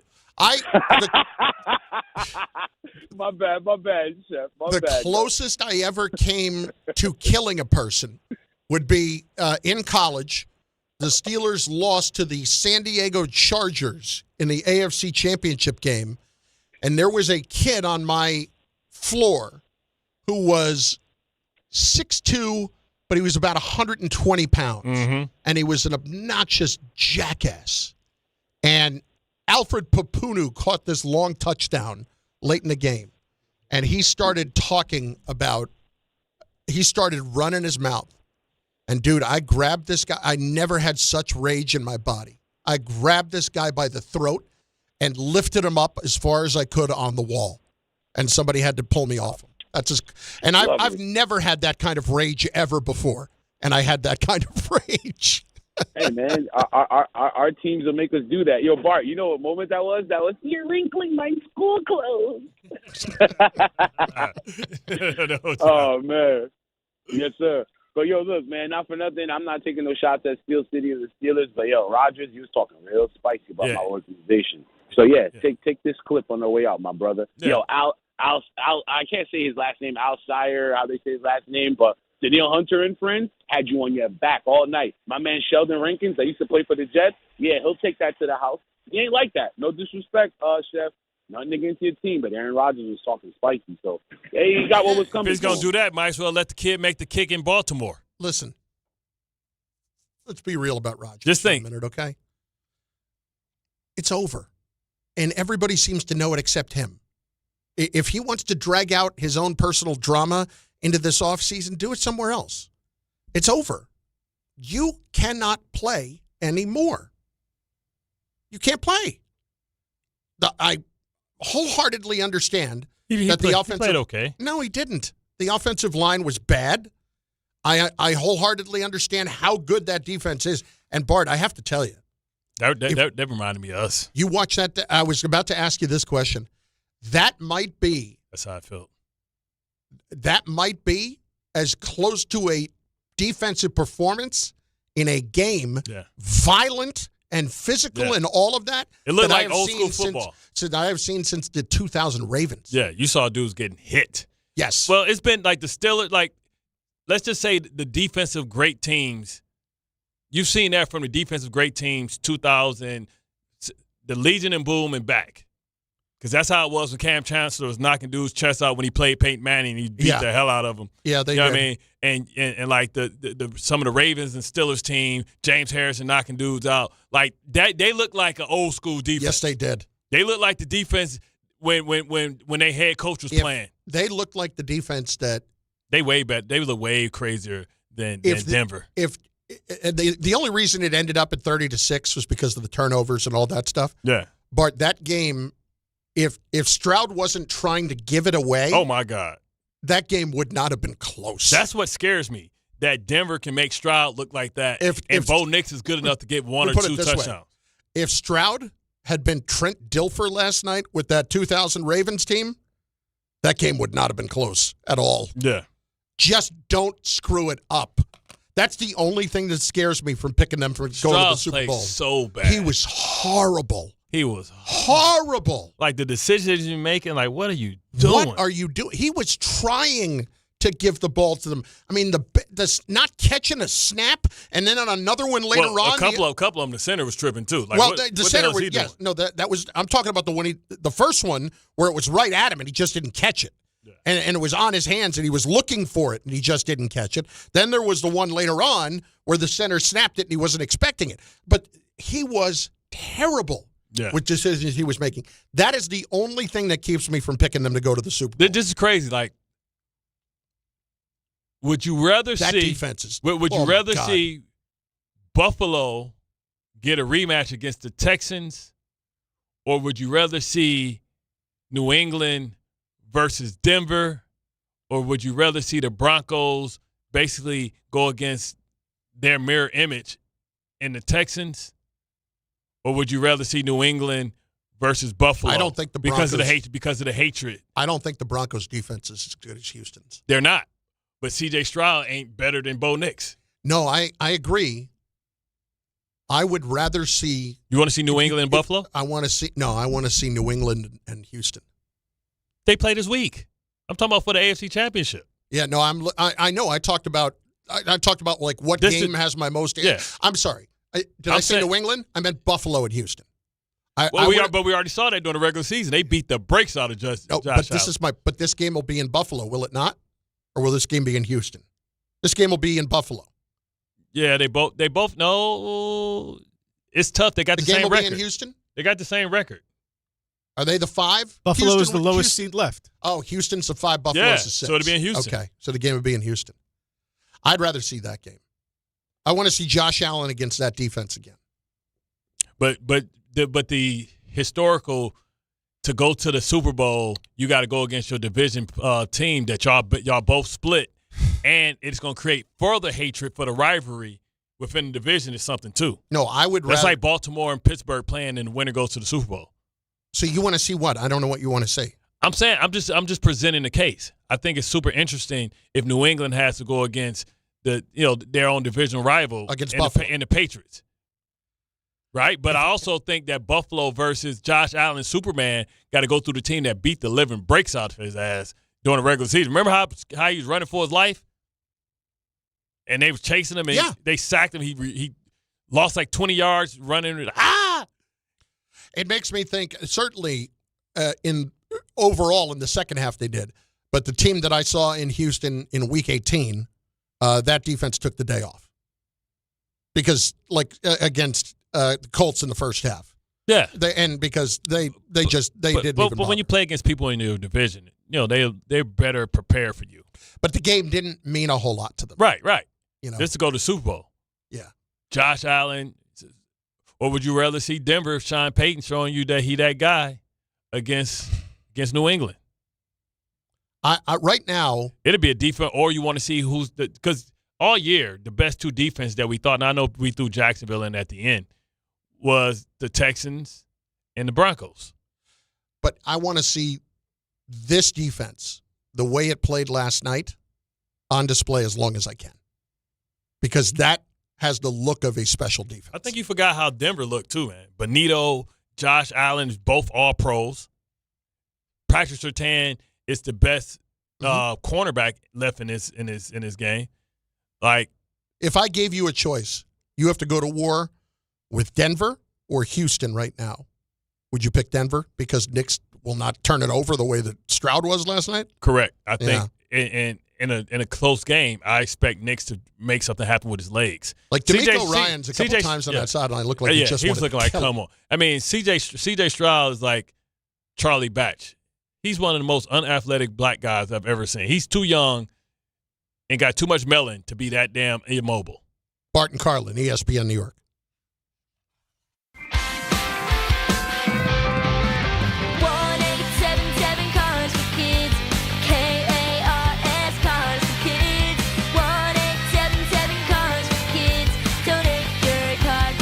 Call 1-877-CARS-FOR-KIDS to reach a friendly live agent. Donation's super easy, and your car can be picked up as soon as tomorrow. Call us now, 1-877-CARS-FOR-KIDS. Donate your car today. Did you know you can donate real estate too? Focus Features presents the film Hamnet from director Chloe Zhao and producer Steven Spielberg and Sam Mendes. Discover the untold story behind Shakespeare's greatest masterpiece. Winner of more audience awards than any film this year, Hamnet is a monumental cinematic experience. And now it's the Critics' Choice Award winner for Best Actress, Jessie Buckley. Hamnet is the best picture of the year. Hamnet, rated PG-13, may be inappropriate for children under 13. Now playing only in theaters.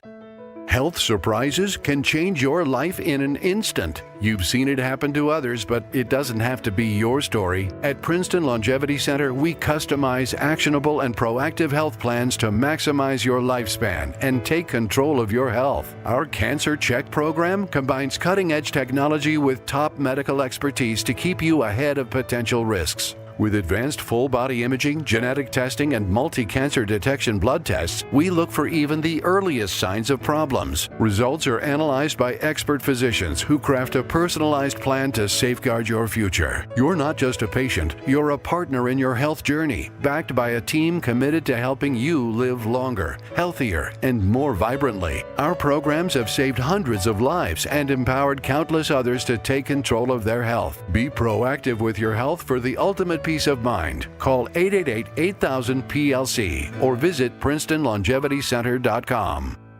FanDuel is turning on playoff mode. All customers get a profit boost pack every NFL playoff game day.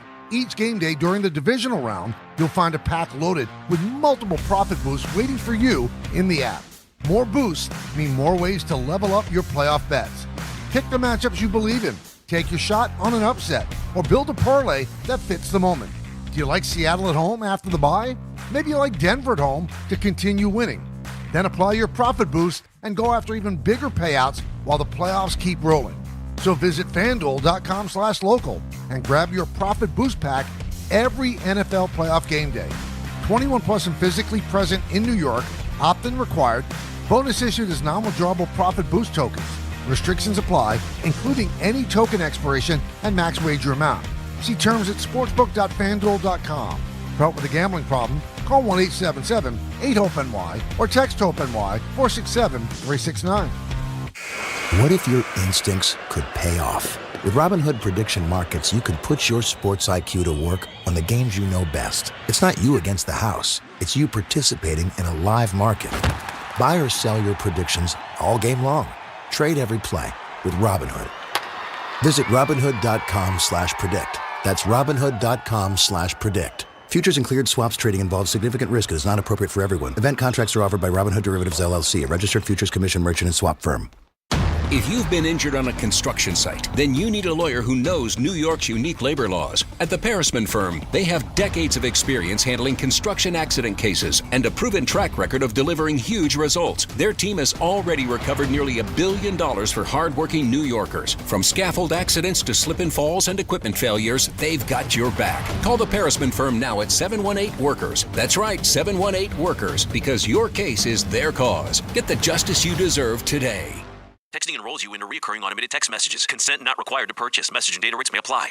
4? Man, my drives have been getting weaker and weaker. The same thing happened to me when I turned 40. Men over 40 lose more than just their golf game. Energy, strength, stamina, it all goes downhill. I got Nugenix Total T2 and started feeling like my old self in no time. America's most trusted testosterone-boosting brand is back. Nugenix Total T2. Crafted with a unique new formula that combines the ultimate free and total testosterone booster with a powerful nitric oxide booster that works in just 3 hours. Feel like a new man, leaner, stronger, with more energy and drive. Get your complimentary bottle today by texting BACK to 369-369 now. All right, let's test this out.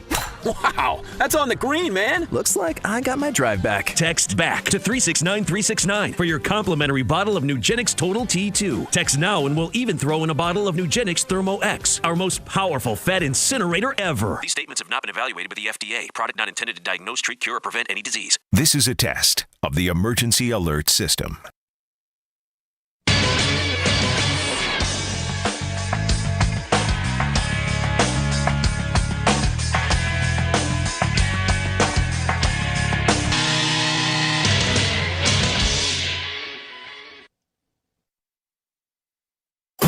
This is Don, Hahn, and Rosenberg. The Giants need a stable leader in the organization, and that is usually the head coach. We got to stop making Joe Shane out to be the leader of the organization. He is not. You still have to find somebody that will be the face of the franchise when it comes to the head coach at the podium every day talking. I think you got to bring an experienced guy. Don, Hahn, and Rosenberg. Weekdays at 3 on ESPN New York and streaming live on YouTube.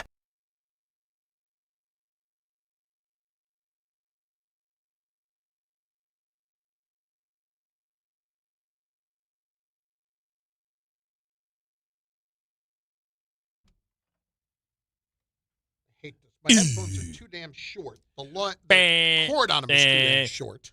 Drop it like it's hot. Drop it like it's hot. Drop it like it's hot.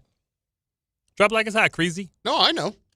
I didn't catch it at first because my headphones cord is too short and I can't hear a damn thing. It keeps popping out. But if I put the extension on, it's too long and it gets tangled up in my chair. And then I got problems trying to untangle it for a half an hour. Just drop your seat.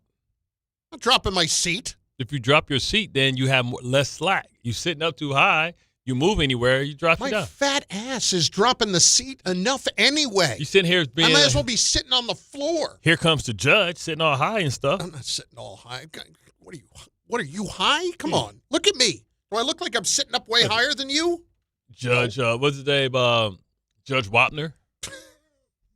Everybody out there like, who's that? They started and began with his wife, Judge Judy. Hey, well, yeah, I know. She's, yeah. Yo, you know how much money she make a year? Oh, I can't even It's imagine. like $28 million a year. I'm She sure. owns that show. There is a ton of money in that syndication, man. There is a ton of money in that. $28 million a show. How many, like, is that's got to be like a scenario where, like a game show, where you tape a bunch of them all at once? Oh, of course. Like of you course. tape all, like when I 4 did, months worth in 2 weeks. When I did Family Feud, I think he was shooting 5 shows that day. I mean, you only shoot 30. Yeah. Like he goes in there, For does what? 2 weeks worth of work, and then, boom, he's done for 2 months. Yep. That's amazing. Think about that. 5 shows a day. Let's say you do it 4 days a week, so that's 20 shows.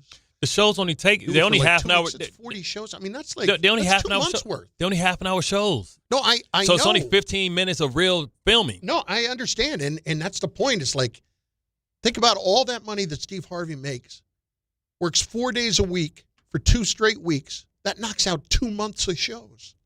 Crazy work. Damn.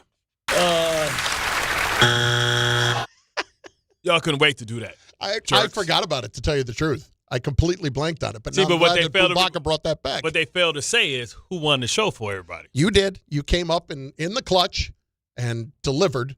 I forget what the answer was that you came up with. All of them. on the final one. Well, except for that last Yeah, one. I wanted to get us to it, and then I took it home. I got us to overtime. Then when I got us to overtime, I hit the game-winning shot. What was it again? Play it again. What? What was that? Heads?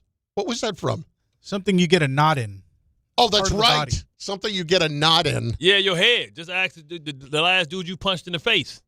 We should play the whole thing back at some point again. Just because I will never tire of you on Family Feud. That's amazing. That's amazing. And I won it. Bart, I got one answer left. Let me tell you something. If you give me this answer, it's over. It's a wrap. Your team wins this game. If you live next to a farm, name a specific noise you might complain about. I'm going to go with a cow, Steve. A cow! Mooing a cow!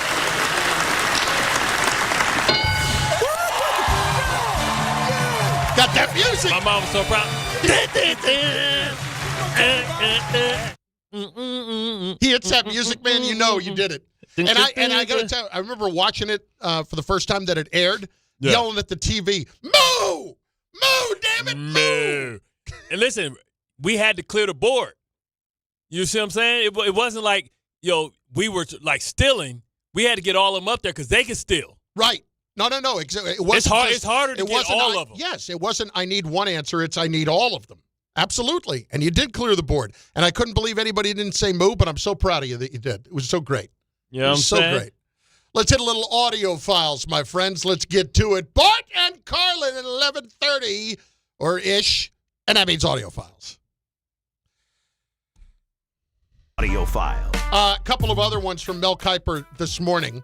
What would you advise Dante Moore to do? He was on with DNR this morning. Jets, of course, have the second pick. This is Mel. This is why it's very difficult. I think myself, you need to go back. But if he doesn't and he comes out, then everybody's going to be sitting there. Certainly after the second pick, you get into the 5th, 6th, 7th, 8th, 10th pick range. There are going to be teams screaming to move up and get this guy. So again, that's why the Jets sitting at 2 will have to figure all that out and then reconcile it and obviously meet with Dante, go through the process up until April 23rd with Dante, and to see if they want to go that route. It feels like between now and then, the Jets can't win. Because, Bart, there are going to be so many people that say, well, if you take him, you got to be able to sit him, and he can't play for a while, but then you get into the season and things are going badly. Well, let's see what the kid can do. And then you get into all those discussions. The whole Jackson Dart stuff? But with a lot less experience. Well, Russell Wilson, I'm sure, is still available. I'm sure he will be, too. You can sign Russ. But listen, man, if you go get the kid, Russ over on Fox. If you get the kid, go get Jacoby Brissett, and you're all good. Stop it. There are, but the point for me is with the Jets, there's going to be so much hand-wringing between now and the draft about what they should do. And the truth is, no matter what you do, you're taking a risk and you're taking a plunge, and that's what you have to be prepared to do. We'll get more into that discussion here in a little bit. Here is Mel a little bit more on what Dante Moore needs to do in terms of developing. You can't throw him, as I said, to the Wolves. He'll be 21 May 24th. So when you draft him, he'll still be 20. When he takes the field, he'll be 21, but it just turned 21. Fernando Mendoza in October, once the season gets underway, will turn 23. That 2-year difference is huge, guys. That's experience, which is the best teacher. Fernando showed he benefited from that experience. He went from 41 sacks at Cal in 2024 to 18 sacks regular season in Indiana this year. Signetti said it. Fernando needed to work on some things, clean up some things, get better at some things. But it wasn't going to be in the NFL. It was going to be at Indiana. okay, against AOGs and other occupation guys, not the best in the world. So he did that at Indiana. What if Fernando would have came into the NFL after that year at Cal? Nobody would have been super excited about Fernando Mendoza, but look what he did. So again, Burrow going into his final year at LSU was a 5th-round pick. Jaden Daniels was a 4th-round pick going into his final year at LSU. They worked on things, they cleaned things up, and they became high picks. Dante has the talent to be the number 1 pick overall. But if he does come out, which I think would be a mistake, but if he does, it's his decision, then the Jets will have to decide. You know, that's interesting. Mel, it's very rare that Mel would say that he thinks coming out would be a mistake. When you know you're going to be a top 5 pick. It is rare that Mel would say that. Yeah, he hates the Jets too. No, he does not hate the Jets. Yeah, he does. He's a Ravens fan, AFC. Why is it that anybody who says in a case like this with that, it's you hate the Jets? Like, why is everybody anti-Jets if they say anything that's even remotely can be construed as a knock on the Jets? Well, they just hate the Jets. That is true. That sounds like you're starting to conform to society's thoughts, Bart. Thanks. Anybody says anything against you, well, they just hate me. That's all there is to it. They hate the Jets. How about D'Amico Ryans from last night on his team's dominance against the Steelers? Yeah, it was an outstanding defensive performance, one of the best that I've seen, especially versus a really talented offense, a talented quarterback who's played at a high level for a long time. So I'm proud of our defensive performance. I think this is the best performance we've had in our team history, so I'm proud of our guys for that. That was a beatdown. Yeah. It's funny. Let's call what that was. It's funny that the head coach. It's funny that the head coach has sacked the quarterback that he was coaching against yesterday. Exactly. Like, damn, Aaron, it's time to go, man. It is over. It is over. And D'Amico's only 41 years old. He's one of those young prodigies. Where is the Mike Tomlin on his future? Do we not have that? Let's get that. But in the meantime, here's Dan Graziano on Unsportsmanlike this morning on Tomlin and why he is still worth being the Steelers coach. He gets the most out of what he's got. He has not had Super Bowl caliber rosters the last few years. If you're a Pittsburgh Steelers fan and you still believe your team plays elite defense, I got news for you. You saw an elite defense last night, and it wasn't yours. I think everybody has to step back and realize what we're doing here. They patched it together as well as they could. They're trading for Jalen Ramsey right before the season. They're signing Adam Thielen in December. Like, their whole thing is like, how do we win this week's game? And that attitude doesn't necessarily lend itself to building a team that's going to have success in January. It can, but they don't have that roster talent. So, yes, I think to whatever extent Mike Tomlin's involved in picking the players, I think you can criticize him for that. In terms of the coaching of the team, getting the absolute most out of the players and the roster you have, I still don't think there's anybody better. I just don't think he's had very good rosters lately. The problem is, even if that's the case... Yeah, blame yourself. Yeah, he's the guy that's been in charge of that. Started with Kenny Pickett. That's where this went wrong. When you took Kenny Pickett... Not preparing for Ben's departure. Yep. And they frankly, they held on to Ben too long. Yep. They held on to him because he shouldn't have been playing that last year or so. He shouldn't have been. Here is Tomlin asked about his future after the game and why this is particularly interesting. I'm not even in that mindset as I sit here tonight. I'm more in the mindset of what transpired in this stadium and, certainly what we did and didn't do. Not a big picture mentality as I sit here tonight. Now, if you remember two years ago, so 2 years ago or last year, Brooke Pryor, who covers the Steelers for ESPN NFL Nation, asked Mike when his contract was expiring about that. Remember, his contract was up, and she started to ask him, and he just walked off. I think that was the loss to the Bills last year. And he didn't even bother with an answer, just walked off. Now, he apologized for that a day or two later, but the fact that he even answered it this time, it doesn't tell me he's leaving. But, Bart, I'm telling you, he could want to leave. I feel like he wants to go. I feel like he's had enough. Like, I'm tired. They don't appreciate what I bring to the table. Let somebody else do it. I don't even know if it's that. I think the last week he got an old aging roster. It's gonna be hard to replace. Hayward, you've paid. I feel like you got a A-Rod contract with T.J. Watt. You paid him, and now you stuck with him last year. Now you stuck with him for 5 years. You can't get out of that deal. Well, Pittsburgh only puts guaranteed money in his first 2 or 3 years. So the guaranteed money be done, but still. But with how much John Harbaugh has gotten courted already over the last week. If I were Mike Tomlin, I'd be like, you know what? I wouldn't mind being a free agent. But also with seeing what Baltimore did, would Pittsburgh say, you know what? Baltimore did, and we respect them. Maybe it's time for us to move on and get our third coach.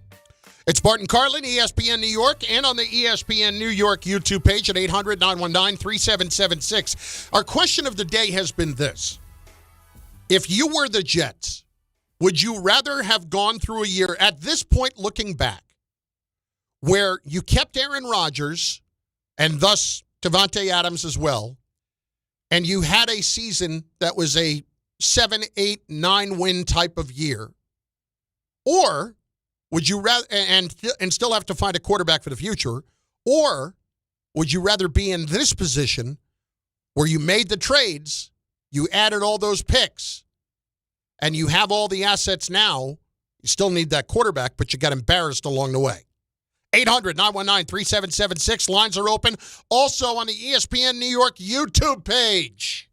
Show your team spirit and say big only at Security Dodge during the Start Something New sales event. For a limited time, score an extra $500 off on top of all rebates and new incentives, just for coming in and wearing your favorite team's jersey or swag.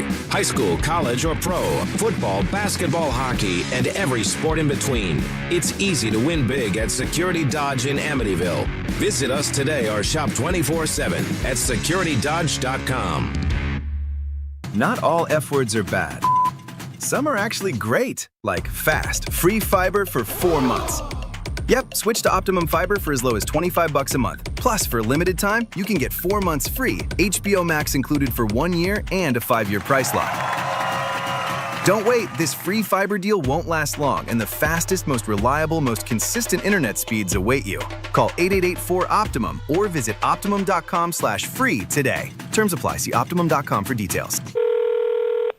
Hey, sorry I missed you. Your call is very important to me. Just not as important as the New Jersey Lottery's Green Ball promotion being back on Pick 3 evening drawings. See, if the green ball's drawn, that's a free second chance to win?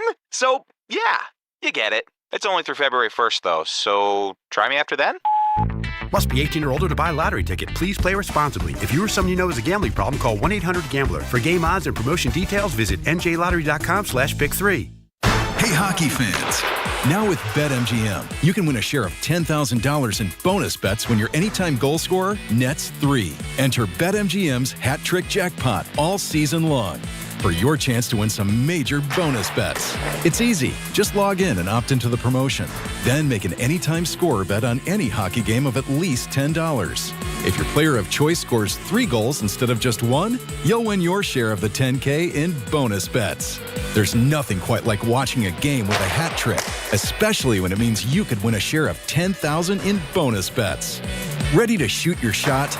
Download the app today. BetMGM. Make it legendary. BetMGM and GameSense remind you to play responsibly. Gambling problem? Call 1-800-GAMBLER. See BetMGM.com for terms. 21 plus only. New Jersey only. Existing customer offer. Subject to eligibility requirements. Rewards or bonus bets that expire in 7 days. Finding great candidates to hire can be like, well, trying to find a needle in a haystack. Sure, you can post your job to some job board, but then all you can do is hope the right person comes along, which is why you should try ZipRecruiter for free at ZipRecruiter.com/ESPN. ZipRecruiter doesn't depend on candidates finding you. It finds them for you. Its powerful technology identifies people with the right experience and actively invites them to apply to your job. You get qualified candidates fast. So while other companies might deliver a lot of hay, ZipRecruiter finds you what you're looking for. The needle in the haystack. See why 4 out of 5 employers who post a job on ZipRecruiter get a quality candidate within the first day. ZipRecruiter, the smartest way to hire. And right now, you can try ZipRecruiter for free. That's right, free at ZipRecruiter.com/ESPN. That's ZipRecruiter.com/ESPN. ZipRecruiter.com/ESPN. ZipRecruiter. Ready to order? Yes. We're earning unlimited 3% cash back on dining and entertainment with a Capital One Saver card. So let's just get one of everything. Everything? Fire everything. The Capital One Saver card is at table 27 and they're earning unlimited 3% cash back. Yes, Chef!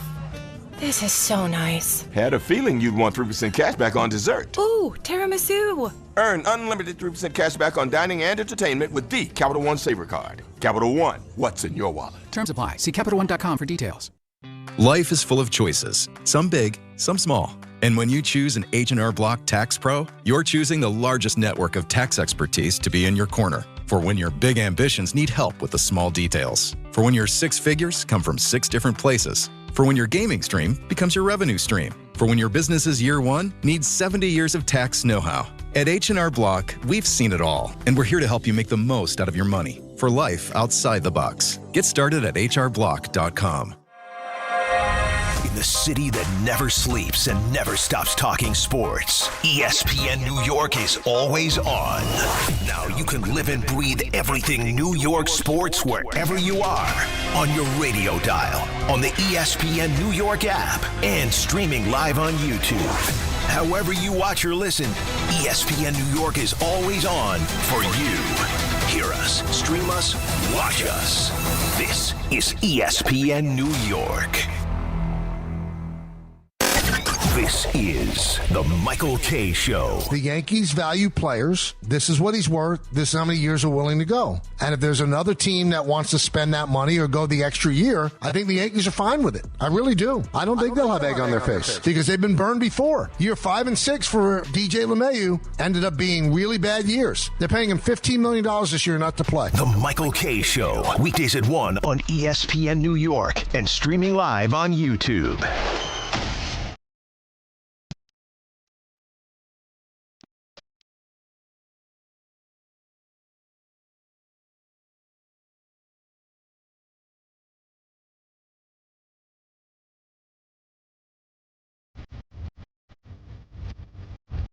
What was this? This like some post. You know Big Daddy Kane? You don't know Big Daddy Kane, Big Boombox, do you? I know who Big Daddy Kane is. Well, you know, I didn't realize he's 57 years old. And I think one of the best videos I've ever seen. I work. I get the job done. I work. Yeah. Baby. Great video. He said he's retiring the dance that he always did. You know, but you don't know. When he steps up over the dude's head, do the splits, get back up. He did it. Probably can't do it anymore at 57. No, he did it for the last time. He said he's going to do it for the last time. Because he tours. He's active out there. Right. So he did it, and then he ran. He was like, run it back. I'm going to do it again. And he did it again. No, because he had lost a lot of weight. He had got big. So when he was doing it before, it probably was a work hazard. The dude that volunteers to put his head up, put his hand down, he step on his hand, and he kick over his head, and then do the split. Yeah. He was like, yo, bro, I need some workman cop. Goddamn vertebrae hurt, but he lost a lot of weight. It looks like me doing it. Yeah, but no, he's like, that was like 2 years ago. He had that COVID weight. He's about 3 bills because it looked like he tall. But yeah, he finally retired. He finally retired to dance, man. Last week, his last con, he said, y'all will never see this dance. Get your cameras out. You'll never see the dance again. Let's hit it. 800-919-3776. By the way, Game Time is brought to you by Tullamore Dew Irish Whiskey. Because when it's game time, it's Tully time. 6:30, the St. John's Red Storm host a Marquette at Madison Square Garden. Coverage begins 6:10 right here on ESPN New York. And at 8, the Islanders are in Winnipeg to play the Jets. Tullamore Dew is the original triple distilled, triple blended, triple cask matured Irish whiskey. Be sure to grab a Tullamore Dew or try the new Tullamore Dew Honey during today's action. Glasses up to enjoying Tullamore Dew responsibly. We've had a lot of people chiming in on the topic today, one of the topics today, which has been, would you rather have gone through the season that you did with the Jets and now sit here with 5 first-round picks in the next 2 years, or have kept Aaron Rodgers, still need a quarterback, but at least have had a season that would have gotten you to 7, 8, 9 wins? 800-919-3776. A lot of people responding to it, but Justin in Floral Park has been very patient waiting on ESPN New York. Justin, what's up? What's up, boys? How are you? Good. Sorry for you were waiting for so long, but I appreciate you hanging in. I know there's no love for the Buffalo Bills on this radio station, but it's all right. It's because we're not in Buffalo. I don't mind Buffalo. I wish if we go root for them, I wish they'd finally win something. something. Last year with the Raven game. My son's a Raven fan, as you know. Yeah. Me and you went at it, but listen, I love you. It's all love, but tell me this, Justin. Do you, if Josh Allen falls short, how are you looking at McDermott? Do you think they should move on? If they lost this week, yes. Now, Denver's not an easy place to play. Are they the better team? Yes, but Denver's a very good defense. So here's my thing. Everyone keeps talking about the quarterbacks. Please stop talking about the quarterbacks he's facing. He's facing top 5 defenses from here on out if he goes to the Super Bowl. Listen, okay? if he goes on the road, you're facing Denver, hang on, Texans, Justin, and then you might face Seattle. Justin, So if he goes, if he goes on the road and beats these two teams, that is going to be damn impressive. Should have lost to Jacksonville. I agree. Yeah, Jacksonville's no slouch either. No, I agree. But these two defenses in particular, that is a brutal road for the Bills to have to. Oh, yeah, I agree. I know, that's why everyone, but this is why the media keeps talking about the quarterbacks he's facing. He's not facing the quarterbacks. No, it has nothing to do with defenses. that. If people are downplaying what he has to deal with because of the quarterbacks on the other team, they're not being fair. That's not about the quarterbacks. You're right. It's 100% about playing against really good defenses. Really good defense. But he's played against great defense. He's played against Spagnuolo all those years, right? He should be prepared for it. At the end of the day, he's going against babies. You think they're getting to the Super Bowl? Nah. Who do you think's going right now? If he loses, he's going to lose to a third-year quarterback, a second-year quarterback, or a second-year quarterback. But he's also the MVP. But he's also going against top 3 defenses in the league. 3 of them in a row on the road. I don't care about that. Wow. I don't care about that. It doesn't have anything to do with those quarterbacks. Those quarterbacks, listen, they're not that great, but that's not like an easy path. He has to face those defenses and try to do damage on the road against them. Jacksonville's one thing, but Denver and then Houston, oof. Jacksonville went to Denver and beat the brakes off of them. No, but I'm talking about playing in Jacksonville like it's so tough to play in Jacksonville. It's not that tough. Yeah, it actually felt good. It was warm, toasty. Let's hit Marco, North Carolina, up next. ESPN New York. Marco, what's up, baby? Chef, Matt Becker, how you doing? What up? So 2 quick points. I want to turn around your point, Chris. I think that you are wishing that Rodgers was still with New York so you don't have to endure it in Pittsburgh. No, I promise I'm being as objective as I can about it. That one has nothing to do with the other. The only person you hate more than Aaron Rodgers is Ben Roethlisberger. That's not true. That's true. But if he was coming back to the he's not the only person I hate more than Rodgers. Go ahead. If he was coming back to the Jets, it means that probably you would have Justin Fields as a quarterback. Right, and they wouldn't have been any better. My big thing is they just weren't that good to begin with, and they thought they were going all in. But and Bart, I mean, if Rodgers was coming back, what was the chances that Wilson would have stayed because he had already beef and he had already leaked out that he wanted to get traded because he had problem with having Adams in here. My second point. He had no choice. He would have had no choice. Unfortunately, Marco, I didn't have time for your second point. I had to go to break. He wouldn't have had no choice. They owned Garrett Wilson's right for 2 years, and he would have figured out how to work it out. I mean, I think that was just posturing. They would have paid him. He would have shut up anyway. Hit the comment section on YouTube. We're going to get into a couple of those here very shortly, including Don Pablo, who says, Carlin's looking slimmer for sure. Keep doing what you're doing, big man. Yeah, that's what I'm talking about. Wear blue every day. Bart and Carlin, ESPN New York. The St. John's Red Storm go for their 3rd win in a row when they host Marquette at MSG. Coverage begins tonight at 6:10 on 880 ESPN and the ESPN New York app.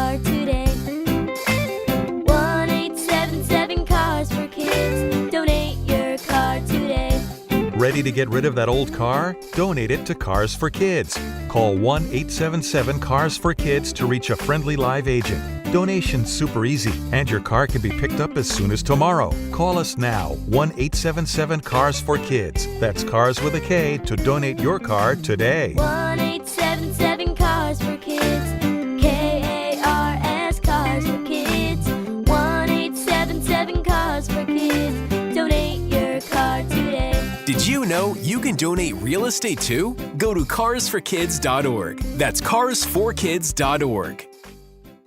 880 ESPN, WHSQ, and WCBS-FM HD2, New York. A Good Karma Brands radio station. Health surprises can change your life in an instant. You've seen it happen to others, but it doesn't have to be your story. At Princeton Longevity Center, we customize actionable and proactive health plans to maximize your lifespan and take control of your health. Our Cancer Check program combines cutting-edge technology with top medical expertise to keep you ahead of potential risks. With advanced full-body imaging, genetic testing, and multi-cancer detection blood tests, we look for even the earliest signs of problems. Results are analyzed by expert physicians who craft a personalized plan to safeguard your future. You're not just a patient, you're a partner in your health journey, backed by a team committed to helping you live longer, healthier, and more vibrantly. Our programs have saved hundreds of lives and empowered countless others to take control of their health. Be proactive with your health for the ultimate peace of mind. Call 888-8000-PLC or visit PrincetonLongevityCenter.com.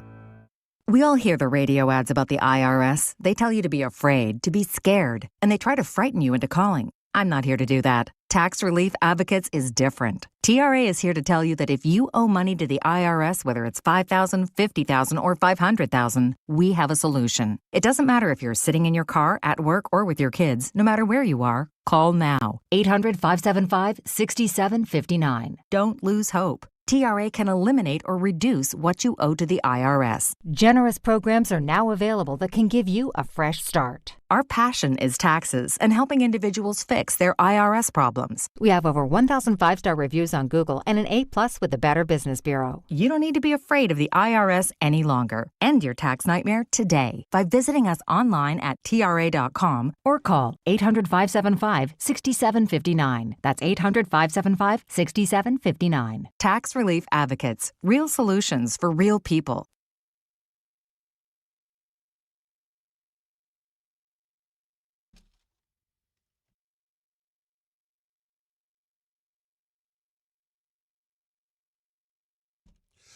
That's right, 12:02. Bart and Carlin, ESPN New York, on the ESPN New York YouTube page. Noon means what, Bartholomew Anthony Scott? It's the power hour.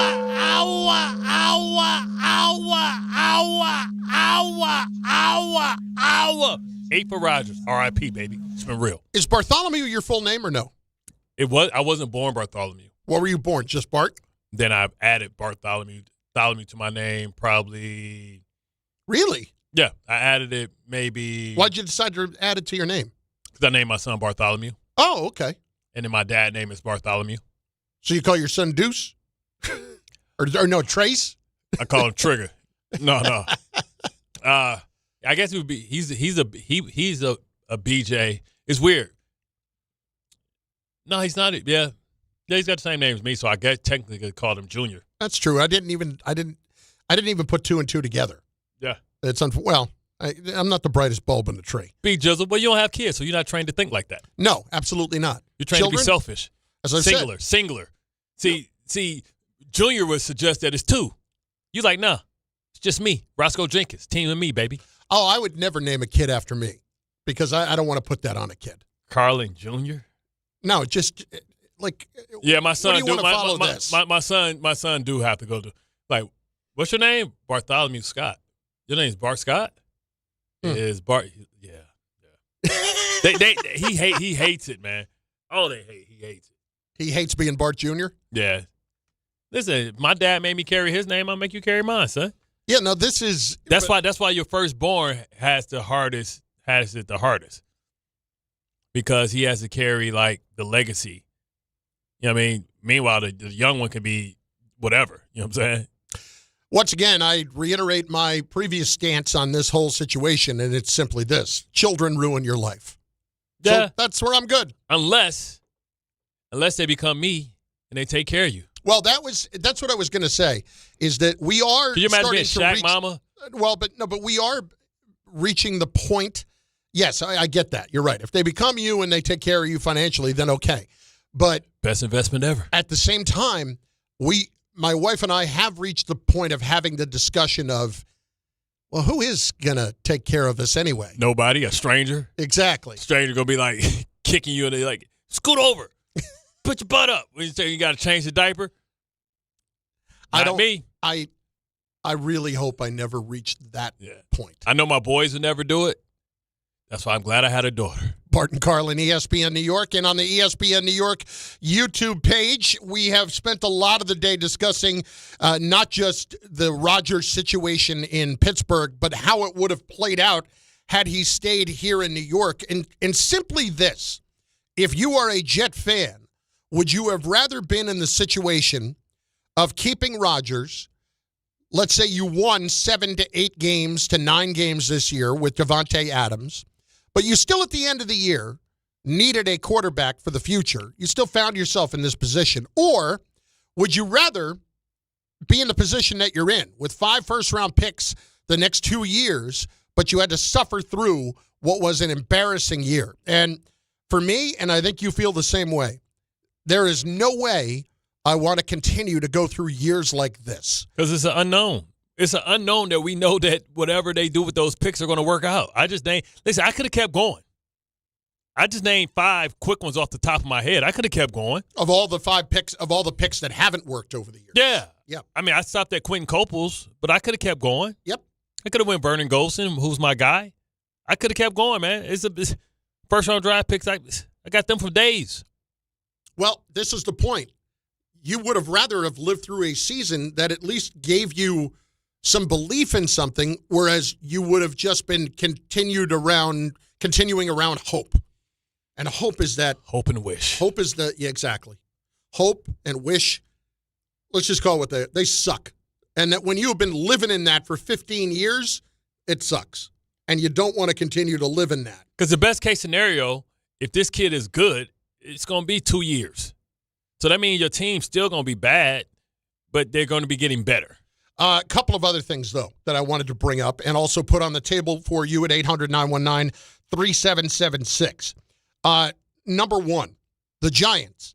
And if Mike Tomlin leaves Pittsburgh, which personally, after last night, I don't think the Steelers are not firing Mike Tomlin, but I don't think Mike Tomlin's coming back. I think there's a good chance that he leaves. I just think he has hit a time where it feels like it would be a good time to leave because they're going to have to hit the reset button. They're going to move on from Rodgers.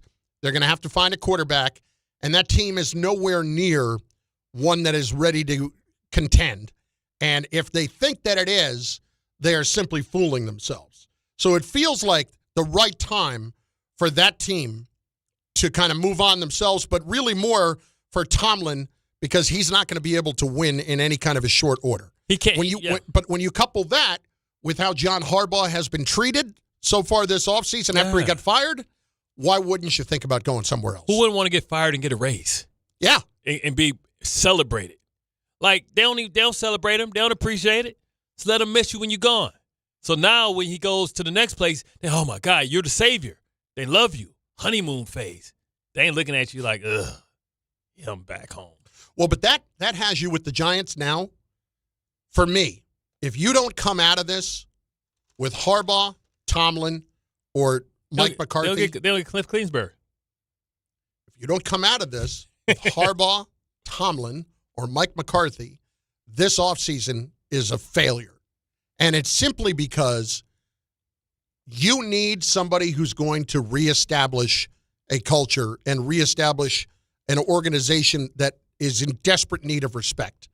And right now, they do not have it. And those 3 guys are the 3 guys that are out there. Think about this. How often is it that you have 2 of them available, let alone the possibility of 3? Like, that's an embarrassment of riches in the offseason on the market when you're looking for a head coach. Like, they always talk about the years where you don't want to be looking for a head coach. This is a year you want to be looking for a head coach. If you weren't looking for one. Maybe you are now. Yeah. Like, Like, if you're Tampa Bay. Let's put out a filler. You want to come? If Mike Tomlin decided that he wanted to bail on Pittsburgh, if you're Tampa Bay, would you rethink the Todd Bowles situation? If Mike Tomlin said, hey, man, I'm teaming up with Mike McDaniel. Todd, can you come to my office, please? Yeah. This ain't going to work out. Get the hell out of here. We're making your stuff.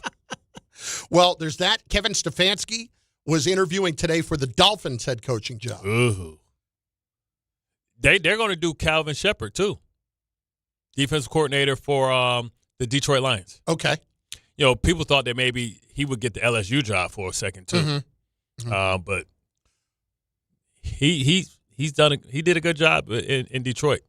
Well, right now, the guy that I cannot see a scenario where you feel good about getting Kevin Stefanski off of what this potential market could be. I am not going to be shocked if by the end of the day we get the Adam Schefter tweet that Mike Tomlin is leaving Pittsburgh. I am not going to be shocked if that happens. And it's not because of them, it's because of him. Then there is this. If you don't land that level of coach, would you be incredibly disappointed considering what's available? I think you have to be if you're a Giant fan. And then lastly, it's the Jets and the draft pick. Sitting at number 2 with where you have Dante Moore as a real option at number 2, the Jets are really in a no-win situation because you have people like me that will sit there and yell that if you pick Dante Moore, you cannot play him right away because he's got less than 20 starts in college and he's only 20 years old and you've been here before with Sam Darnold and all that. So you better be damn sure that he's your guy for the future and you better have somebody in place to play in the short term. But then you have the other guys who say, well, if you're not damn sure, you cannot waste a second overall pick on somebody like that. I feel like the Jets are damned if they do and damned if they don't here moving forward. Feels like a Zach Wilson type of thing. But Zach Wilson was playing against bums, right? Yeah. And he didn't really play. Second overall pick, didn't have a lot of starts, was young, was small, undersized, blah, blah, blah, blah, blah. I mean, Zach Wilson struggled on the road at Coastal Carolina. I mean, think about what I just said. That was a hell of a class Coastal Carolina had. Was Isaiah Likely there? I don't know. He might have been. You know what I'm saying? I don't know how long Isaiah Likely's been in the league now. Like 4 years. Yeah, he might have been there. That invisible juice. He might have been the only one, though. Because he's a free agent, remember? So 4 years. Did I miss it? And the rest of the Coastal Carolina class was... A lot of people didn't really realize how good that class was. Yeah, it's one player. But point is, if you're the Jets, I almost feel like you can't win right now. I mean, in the public opinion. No, I wish we had the drop. What? You can't win. Maybe I can't win. Do you feel like we're a little drop heavy at times? No, not at all. Not even close. Not even close. I don't know. We might only drop 5 times a show. It's not Boombaka. Joe Leo we have to talk to about his drop usage because there are times Joe Leo will use a drop. Doesn't really fit. You know? We don't use them as like you and Alan used them, I don't think. Yeah. And it's not because I'm anti-drop.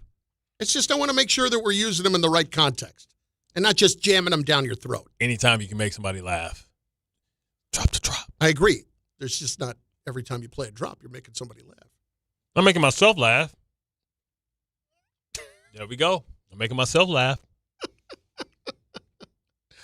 Here you go. $1,000. $3,000. Yes. $10,000. $20,000. $50,000 cash. That's how bad we want it. So a drop from White Chicks. That is what absolutely did it. Oh, speaking of White Chicks, there's Michael.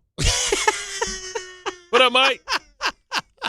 Michael K is here. He will be here at 1 o'clock and in person with us. So we're excited for that. It's always a gift when we can see the smile of Michael K. It is true. Look at that chiseled jawline. It is chiseled. Jawline is chiseled. I think it's the off-season weight loss early in the off-season. You lost, what, 30? Something like that? 40? 40 pounds? That's a chin of distinction. Where was it? Did you lose it all in your ass? No, he's tall. He's tall, too. I know he's tall. But his chin is very chiseled right now, for sure. 800-919-3776. Dave is in Westchester on ESPN New York. Dave, what's going on? Hey, you guys are great together. Just wanted to ask Bart something or disagree with him for probably the first time ever. I think the Jets are better off with where they are now because even if they had Vontae Adams and they had, Rodgers and all that other kind of stuff, and say they won 8 games, okay, but they just missed out on the playoffs. Like, the idea is to win the Super Bowl sometime, some year. These picks, nobody knows if the pick's going to be good or if they're going to be bad. Nobody knows. I understand that. But all these teams love these picks. These picks that they have now, they could trade them for – they don't have to trade them for a quarterback. They could trade them for some incredible, linebacker, pass rusher, offensive line, whatever you think they need, they can do that with them. And then they can What they need first and foremost is a quarterbak. Let's be clear about that. I understand. I want to ask Bart one question. Sure. Here's a simple question. Now I'll get off.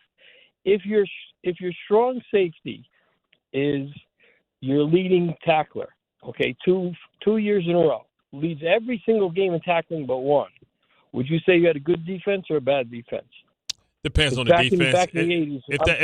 If that's Troy Polamalu, Ronnie Lott, Ed No, Reed. No. I'm going way before you. I'm 63. I'm going back in the 80s. What, Jack Tatum? When the Jets went to the AFC Championship game they went to with Richard Todd. But the strong safety led them in tackles. You can ask Marty Lyons. The strong safety led them in tackles 2 years in a row. But listen, back in the day, that was a place where it was 2 yards in a cloud of dust. So it was a lot more running. So, like, your free safety or your strong safety coming down into the box is basically an inside linebacker basically coming down. He should get a lot of tackles because he's the free guy. Because when you come from low to high, from high to low, you're not counted in the box as far as somebody to block for you. So the person that's accounted to block for you, that they have for you because you're the free player, is from the receiver part. They got to go get a receiver to come get you. And so if that's the case, you're going to be a free hitter. So everybody else is basically taking on blocks for you to be the scrape hitter. So back in the day, especially Ronnie Lott was an in-the-box type of guy all the time. Benny Blades, Al Blades, you know what I mean? Back in the day, they would lead your team in tackles because they were the unblocked player, and they're 8 yards off the ball. Boxing is back at Madison Square Garden Saturday, January 31st for the Ring 6. Teofimo Lopez. Terafimo. This says Teofimo. Don't worry about it. Terafimo. That's how we say it in the hood, and that's how we say it in the boxing world. Terafimo Lopez.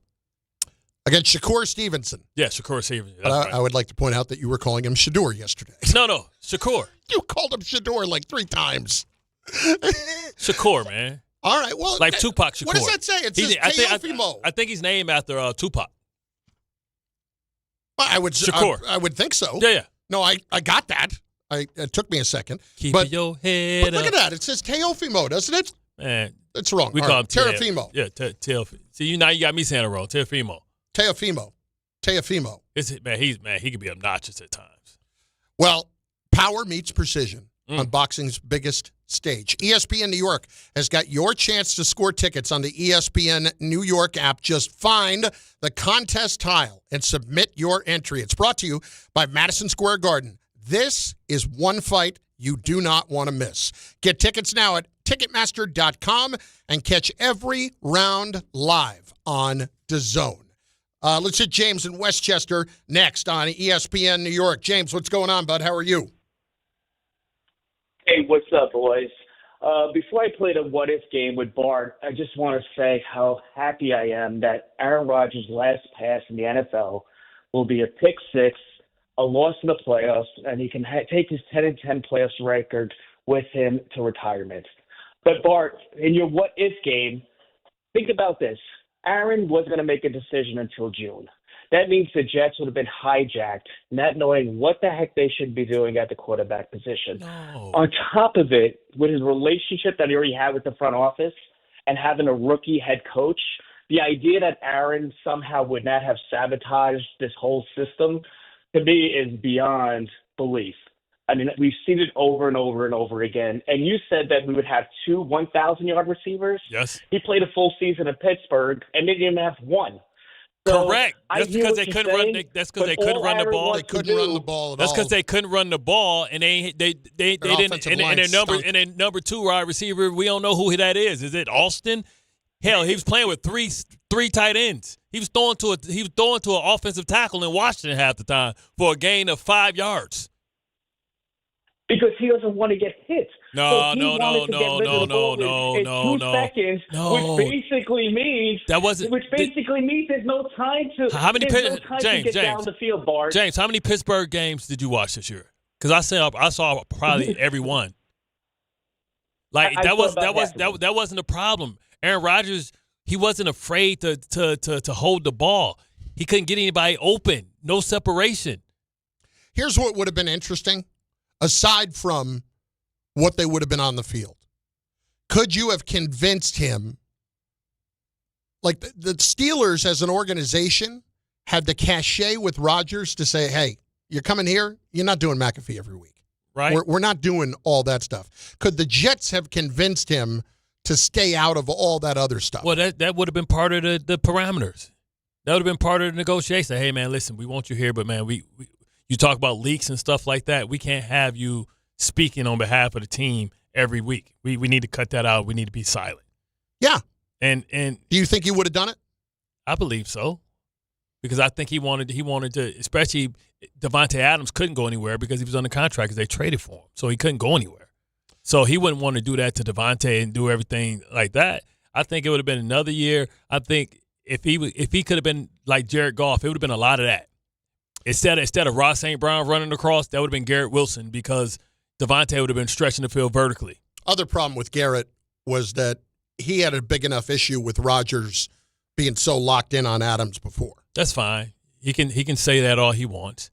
But at the end of the day, he had 1,000 yards receiving, right? Mm-hmm. So what are we talking about? Like, why you so locked in on him? A.J. Brown has a problem.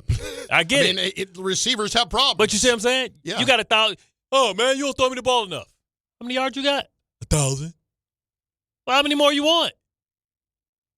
200 more? 300 more? Okay. We can make that happen.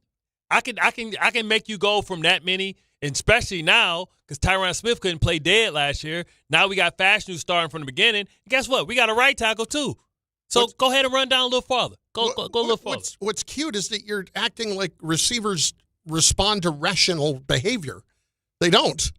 He wouldn't have to respond, but if he would have had 1,200 yards, he would have shut up. Bart and Carlin on ESPN New York. And how many he had this year?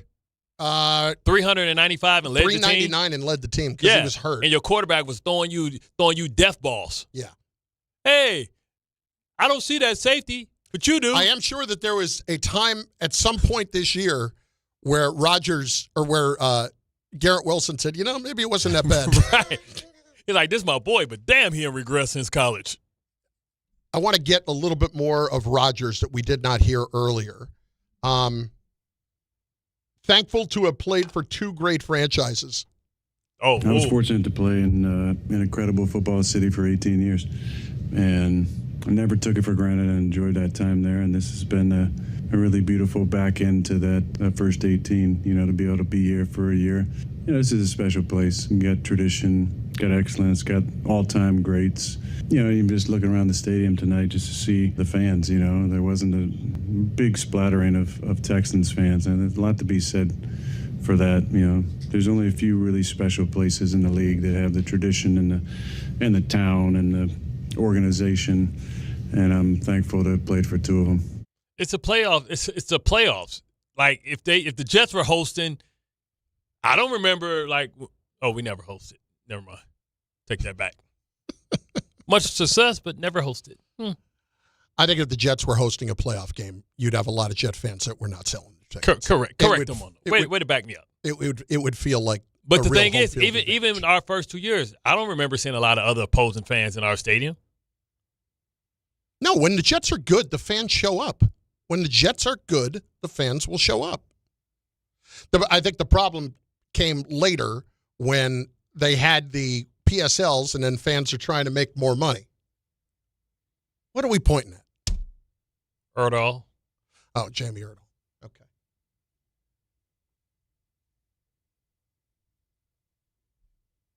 Chillax.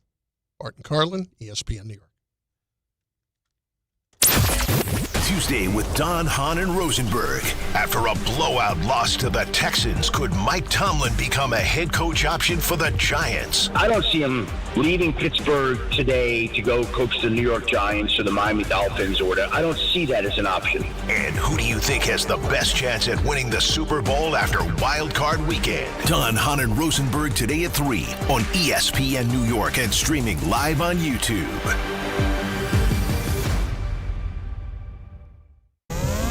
When a trophy is raised, it can feel like the season's over. But on the ESPN app, it never really is.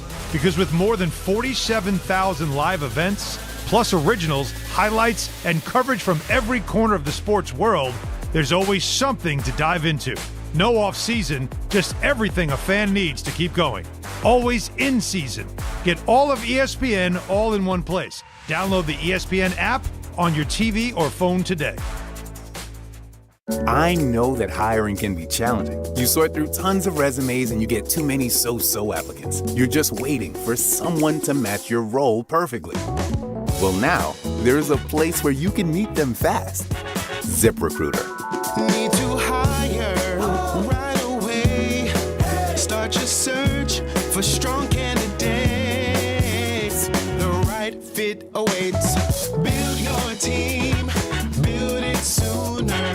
Meet your match on ZipRecruiter. Just head to ZipRecruiter.com/ESPN right now to try it for free, and you're on your way to meeting your match. 4 out of 5 employers who post on ZipRecruiter get a quality candidate within the first day.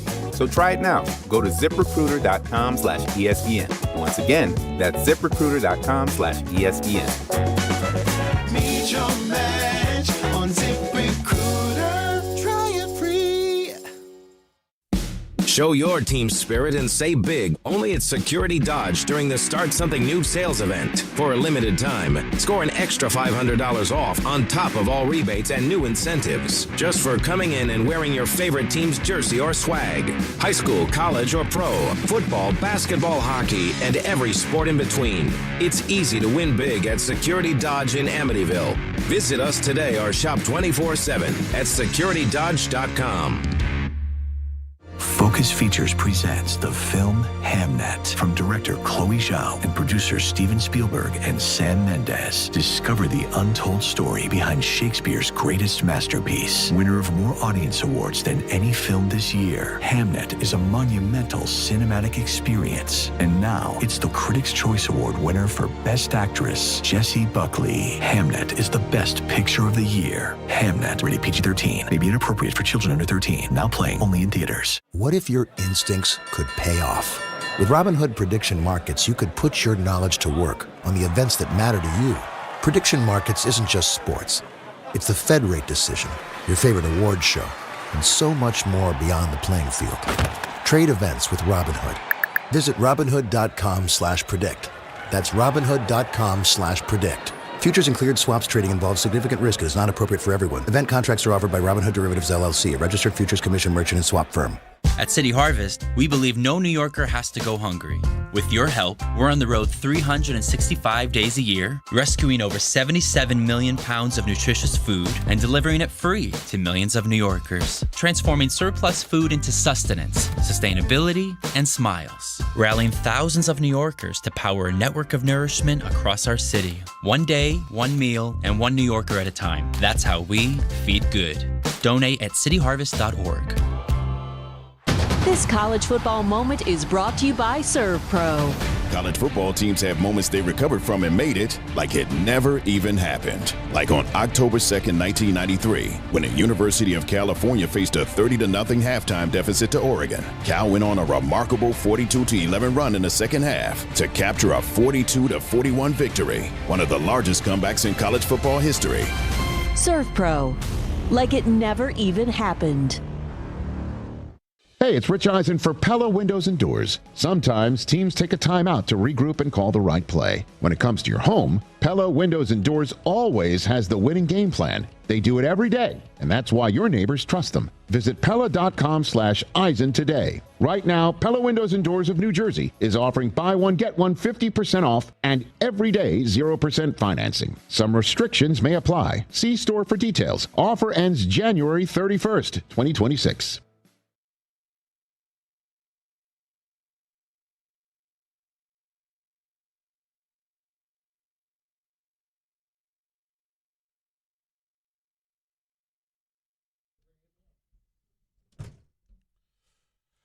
So this is interesting. Less than an hour ago from Ian O'Connor, bringing up this point about Chris Mara on Twitter. It's Bart and Carlin, ESPN New York, and on the ESPN New York YouTube page, John Mara's brother Chris left the Giants to run a scouting service and be an Arena League GM to prepare to be the Giants GM. Ernie, of course, he retired, and John did not give Chris the job because Tisch balked. Chris was devastated. John hired Jerry Reese. 19 years later, Chris is back in the spotlight. So that was 2007. Remember Jerry Reese's first years when they went to the Super Bowl and had all those draft picks that actually hit that year, but it was really Ernie Accorsi's team at that point. Such a conspiracy theorist. No, what I think is interesting with what happens here with Chris Mara is exactly, is he going to be now in a position in the next few years where if John has to take a step back because of health or whatever happens, where Chris is now going to be running the organization because he was the one that went down to meet with John Harbaugh in Baltimore over the weekend. Well, shouldn't it be Tisch that's saying, I'm stepping up? I've been in the shadows. I'll be damned if I let you run this organization into the ground. We know how we've all had younger brothers who feel entitled and believe that they haven't got their fair shake to do things they want the way they want to do. You saw how Woody Johnson tried to put Chris in the chokehold as soon as he came back. Let me erase everything you did. You know what I'm saying? Why'd you do that? You know what I'm saying? So if I'm Tisch, I'm like, nah, bro. I know you ain't ready, and you ain't about to come here and act like you running stuff. If anybody should move to number 2, it should be Tisch. Well, but Tisch doesn't seem like he wants to be. Well, Tisch need to say one of my kids gonna run it. Well, how about that? I don't think that'll happen. I mean, they've been, they were involved in the longest time. That family was involved with CBS for the longest time, Lowe's Hotels, I think, entertainment, all kinds of different businesses. It's been a great partnership. Yeah, with your brother. He's been the money guy, basically. Yeah, right. It's been a great with your brother, but I don't trust, the black sheep of the family. I don't know you can call Chris Mara the black sheep of the family. He's been working for the team for the longest time. Listen, I've never heard of him. He's a black sheep. He's my black sheep. I think he's Kate's father, if I'm not mistaken. I think. I lose the lineage sometimes.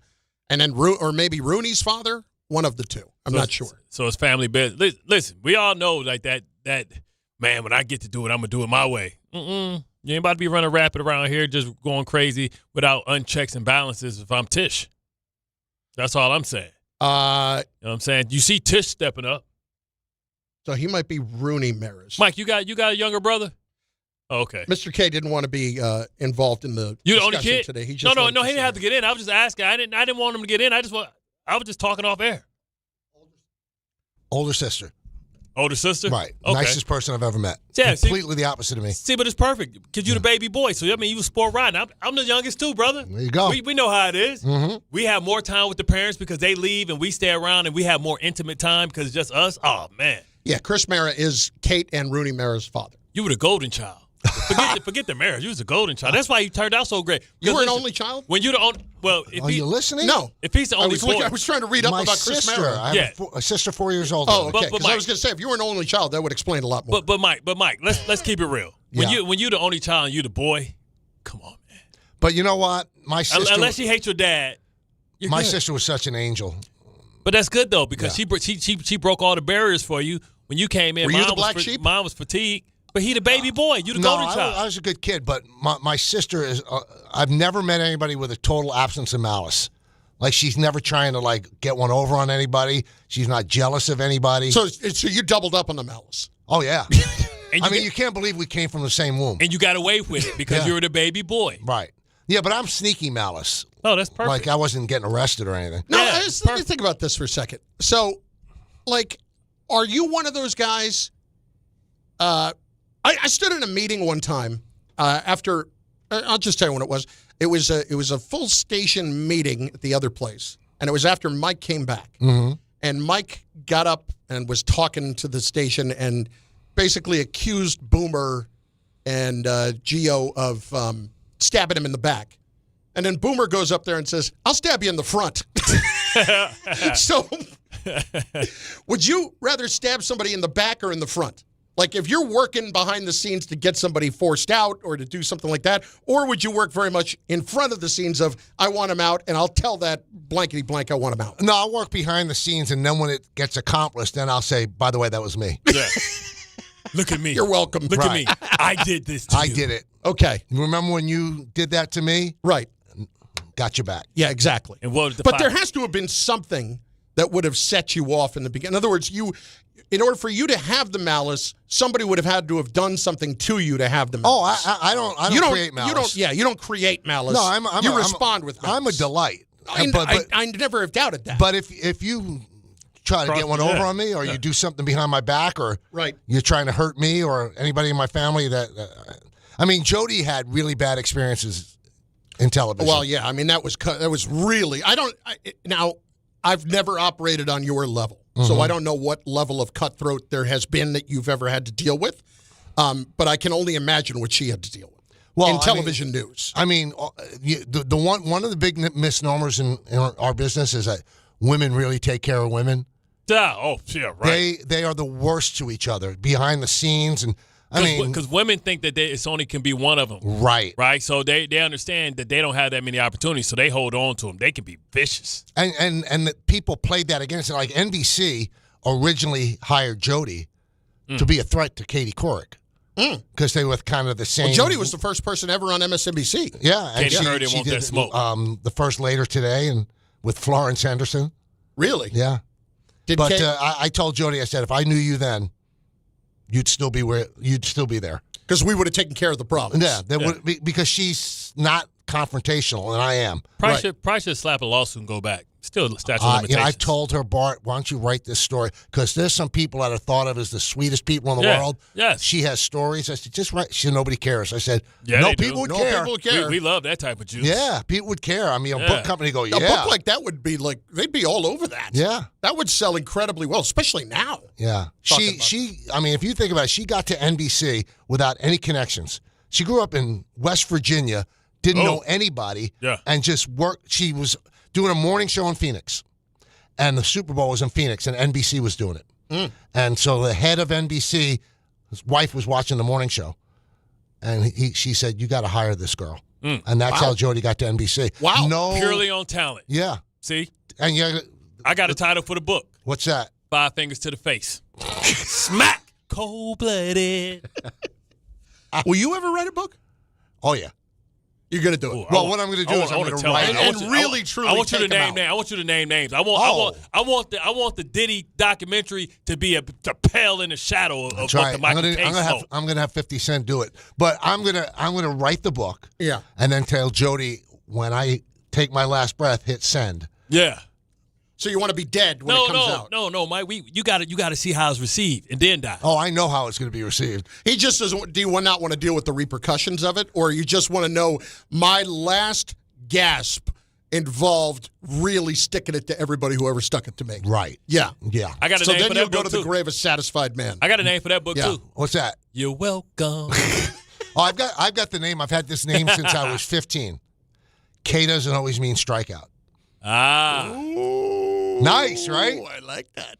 Now explain this to me. You're talking about Mara and Tish, and I actually have one more point to make about this whole thing. Go ahead. We'll get back. No, go ahead.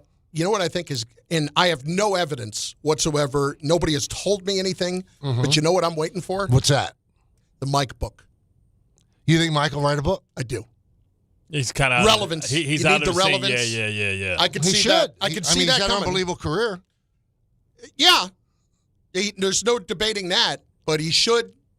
I'm waiting for that, just from a relevant standpoint. Right. To get back and get the little taste of it. And the title back after this. I cannot. should be.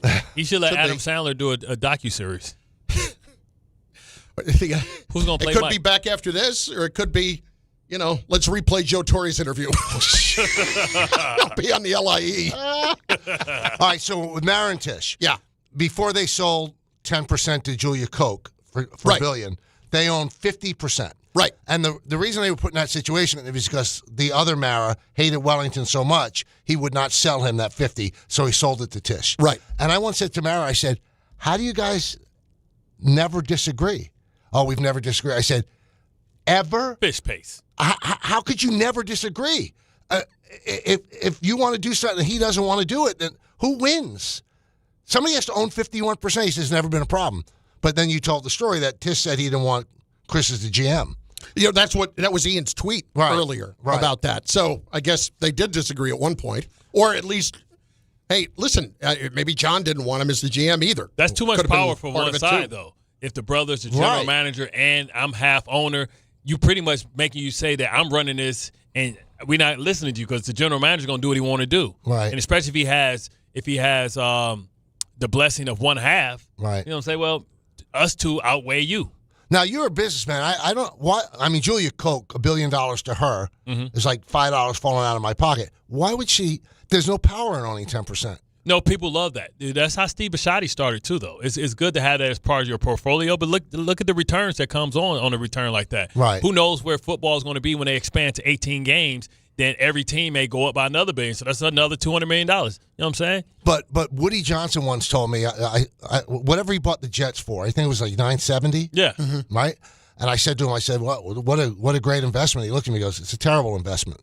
I said, why? He goes, if I invested that, just conservatively, I'd make much more money than owning this team. That's a lie.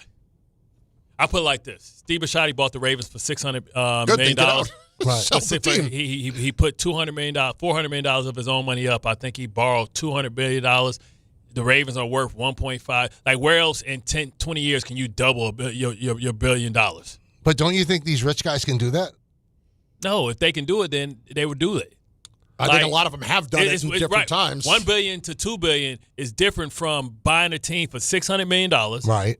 And now the Ravens, if the Giants is worth $10 billion, then the Ravens are worth 7? 7 or 8. Yeah. You invested. You flipped your money 10 times. Yeah. So and you ain't did nothing. And listen, maybe she bought it, and again, pure speculation. I have no idea. Maybe there's something in there that she can buy the whole thing down the road. I'm sure that if it's ever for sale, she probably has first call. And I guarantee you she can borrow against it. Right. And so you pay $10 million for it. You can take the money out of it because and then invest it again. Yeah. And still own it. I would like to point out that I was being completely respectful of your time and not dragging you into this conversation. That Bart I did love on talking his own. with you guys. I know you do, but you were having a quiet moment before your show coming up at 1:00 today. Big show. When are we getting an answer on Bellinger? 5 years for $155? Is that what I saw they offered him? I think it's more than Alonso. So Alonso's $155. Right. So it's probably around $160, $165, something like that. Something like that. So when are we getting this done? I think it's a high stakes game of chicken where Boris is saying I've got I want 7 years, and Brian's probably saying, show me the guy who's giving you 7 years. And yeah. But you know what? The Red Sox thought Boris was bluffing too. And then Bregman signed with the Cubs. Signs with the Cubs and gets what he gets. Because you can bluff all you want, but every now and then you have to have pocket aces to show that. Exactly. Right. Exactly. Or every now and then that card shows up on the river and somebody decides that they want to overpay for someone and help you out. Right. But the names that are floated for what about Cody, Tucker? I don't see it. I don't think the Mets are involved. The Dodgers aren't involved. Doesn't seem like the Mets are much more involved on Tucker That's than they what are happened to Tucker. I think if Cody gets 7, it's going to be a team like the Angels.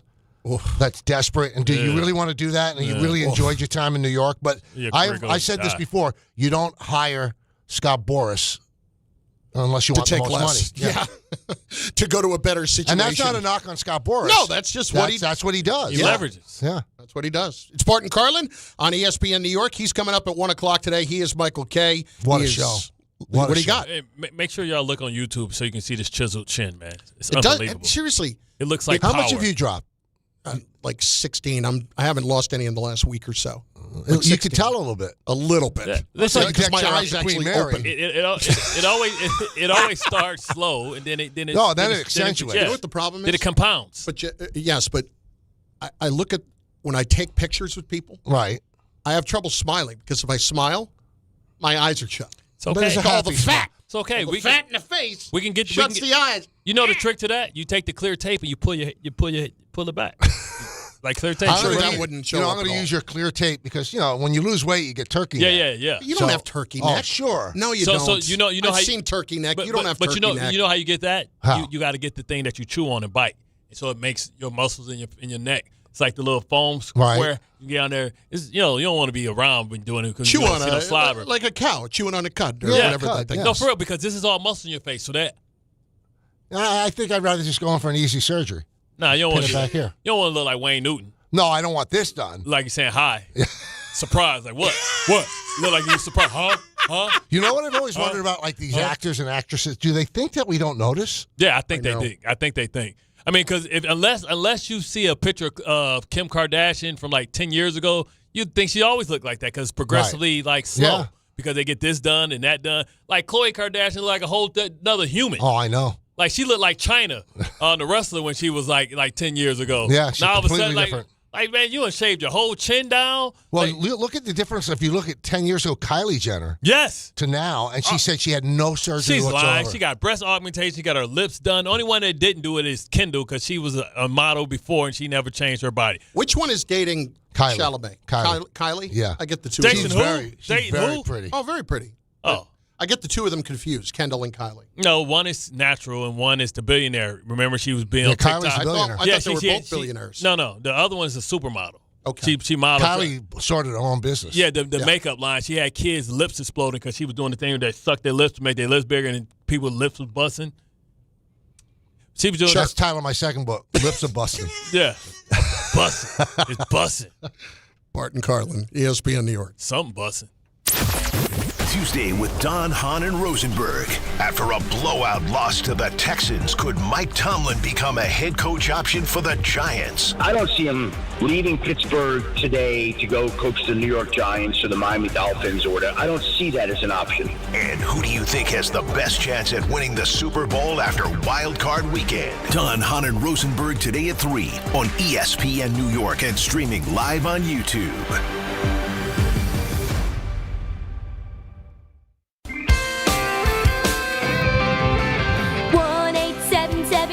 For kids, KARS Cars for Kids, 1-877 Cars for Kids. Donate your car today. 1-877 Cars for Kids, KARS Cars for Kids, 1-877 Cars for Kids. Donate your car today. Ready to get rid of that old car? Donate it to Cars for Kids. Call 1-877-CARS-FOR-KIDS to reach a friendly live agent. Donation is super easy, and your car can be picked up as soon as tomorrow. Call us now, 877-CARS-FOR-KIDS. That's Cars with a K to donate your car today. 1-877 Cars for Kids, KARS Cars for Kids, 1-877 Cars for Kids. Donate your. Did you know you can donate real estate too? Go to carsforkids.org. That's carsforkids.org. You've got a big day, so you use Unstoppable Scent Boosters to give your laundry non-stop freshness. So no matter how long the day goes, you can't stop this power, this walk, this pose, this strut, this look, this talk. Your clothes will be so fresh you can confidently strut into that end of the day meeting like a bosses. Let's talk business in my office. Add new Unstoppables beads to your wash for 24-hour non-stop freshness so you can smell unstoppable. Why choose a Sleep Number smart bed? Can I make my site softer? Can I make my site firmer? Can we sleep cooler? Sleep Number does that. Cools up to 8 times faster and lets you choose your ideal comfort on either side. Your Sleep Number setting. JD Power ranks Sleep Number #1 in customer satisfaction with mattresses purchased in-store and online. And now, the more you buy, the more you save on beds, bases, and more. Plus, get free premium delivery on any bed with base. Limited time. For JD Power 2025 award information, visit jdpower.com/awards. Check it out at a Sleep Number store today. Hey, hockey fans. Now with BetMGM, you can win a share of $10,000 in bonus bets when your anytime goal scorer nets 3. Enter BetMGM's Hat Trick Jackpot all season long for your chance to win some major bonus bets. It's easy. Just log in and opt into the promotion. Then make an anytime scorer bet on any hockey game of at least $10. If your player of choice scores 3 goals instead of just 1, you'll win your share of the $10K in bonus bets. There's nothing quite like watching a game with a hat trick, especially when it means you could win a share of $10,000 in bonus bets. Ready to shoot your shot? Download the app today. BetMGM. Make it legendary. BetMGM and GameSense remind you to play responsibly. Gambling problem? Call 1-800-GAMBLER. See BetMGM.com for terms. 21 plus only. New Jersey only. Existing customer offer. Subject to eligibility requirements. Rewards or bonus bets that expire in 7 days. Ox Spine at New York Presbyterian is always in pursuit of a better way to heal the spine.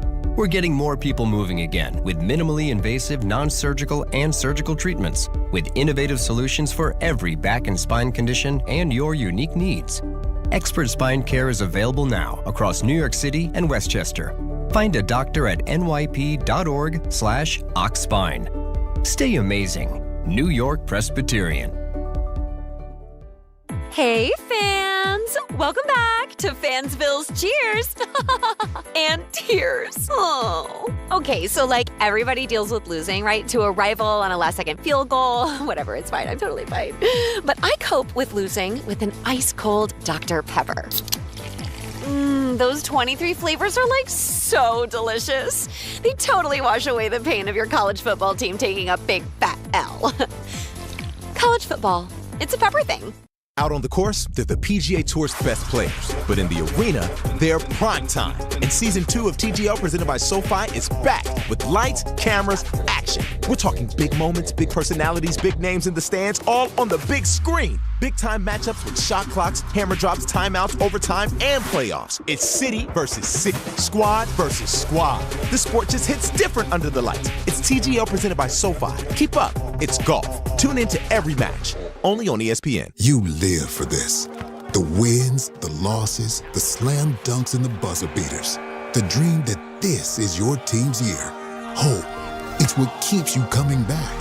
So you represent with anticipation and with pride. Because when everything's on the line, your support means everything. That's why the NBA Store is here to support you. Check out the largest selection of official NBA gear at NBAstore.com. A Fanatics experience.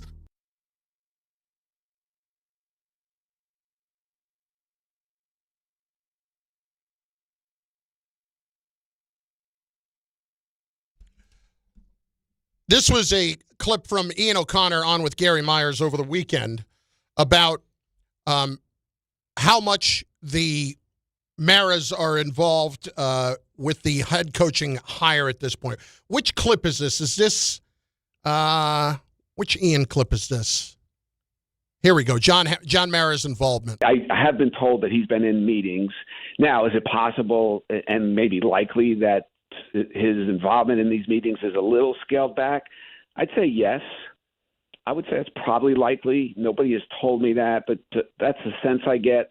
But he's still there and he's involved and engaged, and he was during the season as well. And I was told that by people in the building. Again, did he cut back on the hours maybe, or even the days during the week? Yeah, I would suspect that was the case. But I think he still is involved, engaged, however you want to put it, and ultimately will make the decision with Steve Tisch. I think that is definitely going to happen. And they said that from the start, that ownership would make this hire and Joe Schoen would do the legwork and then make his recommendation. So I think that's still in place. What I think is really interesting about this, number one, it would be hard for me to believe to think that John Mara wasn't involved at all. But I would think that if it's now going to go over to Steve Tisch and he's going to make that decision, I'd be really interested to see like how he's going to treat that, meaning how he's going to treat making a decision of hiring a head coach like Harbaugh, where you know it's going to be in somebody's hands who you can really trust and feel high about because you've heard all the positive things that he's had to say about Harbaugh. He's kind of out front about it. But then if you end up not landing that guy, what it looks like at that point. Could look like failure. And this is the thing. The longer they wait, the more opportunities they lose on maybe losing their second and third option. We see Stefanski's now down in he's interviewing for Miami right now. So he's interviewing for Miami. You got people interviewing all over the place. It's kind of like when I was young and I used to go to the club, and I talked to everybody. You end up with nobody. You ever did that? You talk to every girl by the time comes to take somebody home, they already left with somebody because I was non-committal? Yeah, they only found me when they needed to buy a drink. Needed somebody to buy the drink. Listen, however you can get in there, brother. I'm saying that as soon as I bought the drink, they disappeared. Nah, hell no. That's what happened. I need that money back. You don't take my drink. What, am I going to go chase them down for $8 at the time? You damn straight. Yeah. So you can give it to somebody else that'll be grateful for it. Well, but there were plenty of I had plenty of competition. So the only thing I wasn't even armed with money, and it was the only thing that I could ever have any hope with, and I didn't even have it. They crushed your hope, so that's a cost. They crushed my hope, and I left there, and so that's a cost. Listen, wow, this got depressing all of a sudden. The Wonder Years. What would you do if I sang out of tune? Would you stand up and walk out on me? You realize while you were singing that, you were singing out of tune. Yeah, that's just part of the bit. Lend me a hand, and I'll sing a song. Well, speaking of Ian, who has been all over this and has had all of the information on what John Harbaugh is doing at every last second of the day, Michael has got Ian O'Connor coming up at 1:30 today, so there is sure to be some new... Only Mike. Mike gets the exclusive stuff. Only Mike and Gary Myers. How many people owe you flavors? I think Gary Myers came at me one time a couple years ago. I think I owe him 5 fingers to the face. When he coming up here? Probably not till Saturday. You won't see him till then. So in other words, you're good. I can kick ass on the weekend. Bart and Carlin, ESPN delivery. New York. Smack. The St. John's Red Storm go for their 3rd win in a row when they host Marquette at MSG. Coverage begins tonight at 6:10 on 880 ESPN and the ESPN New York app.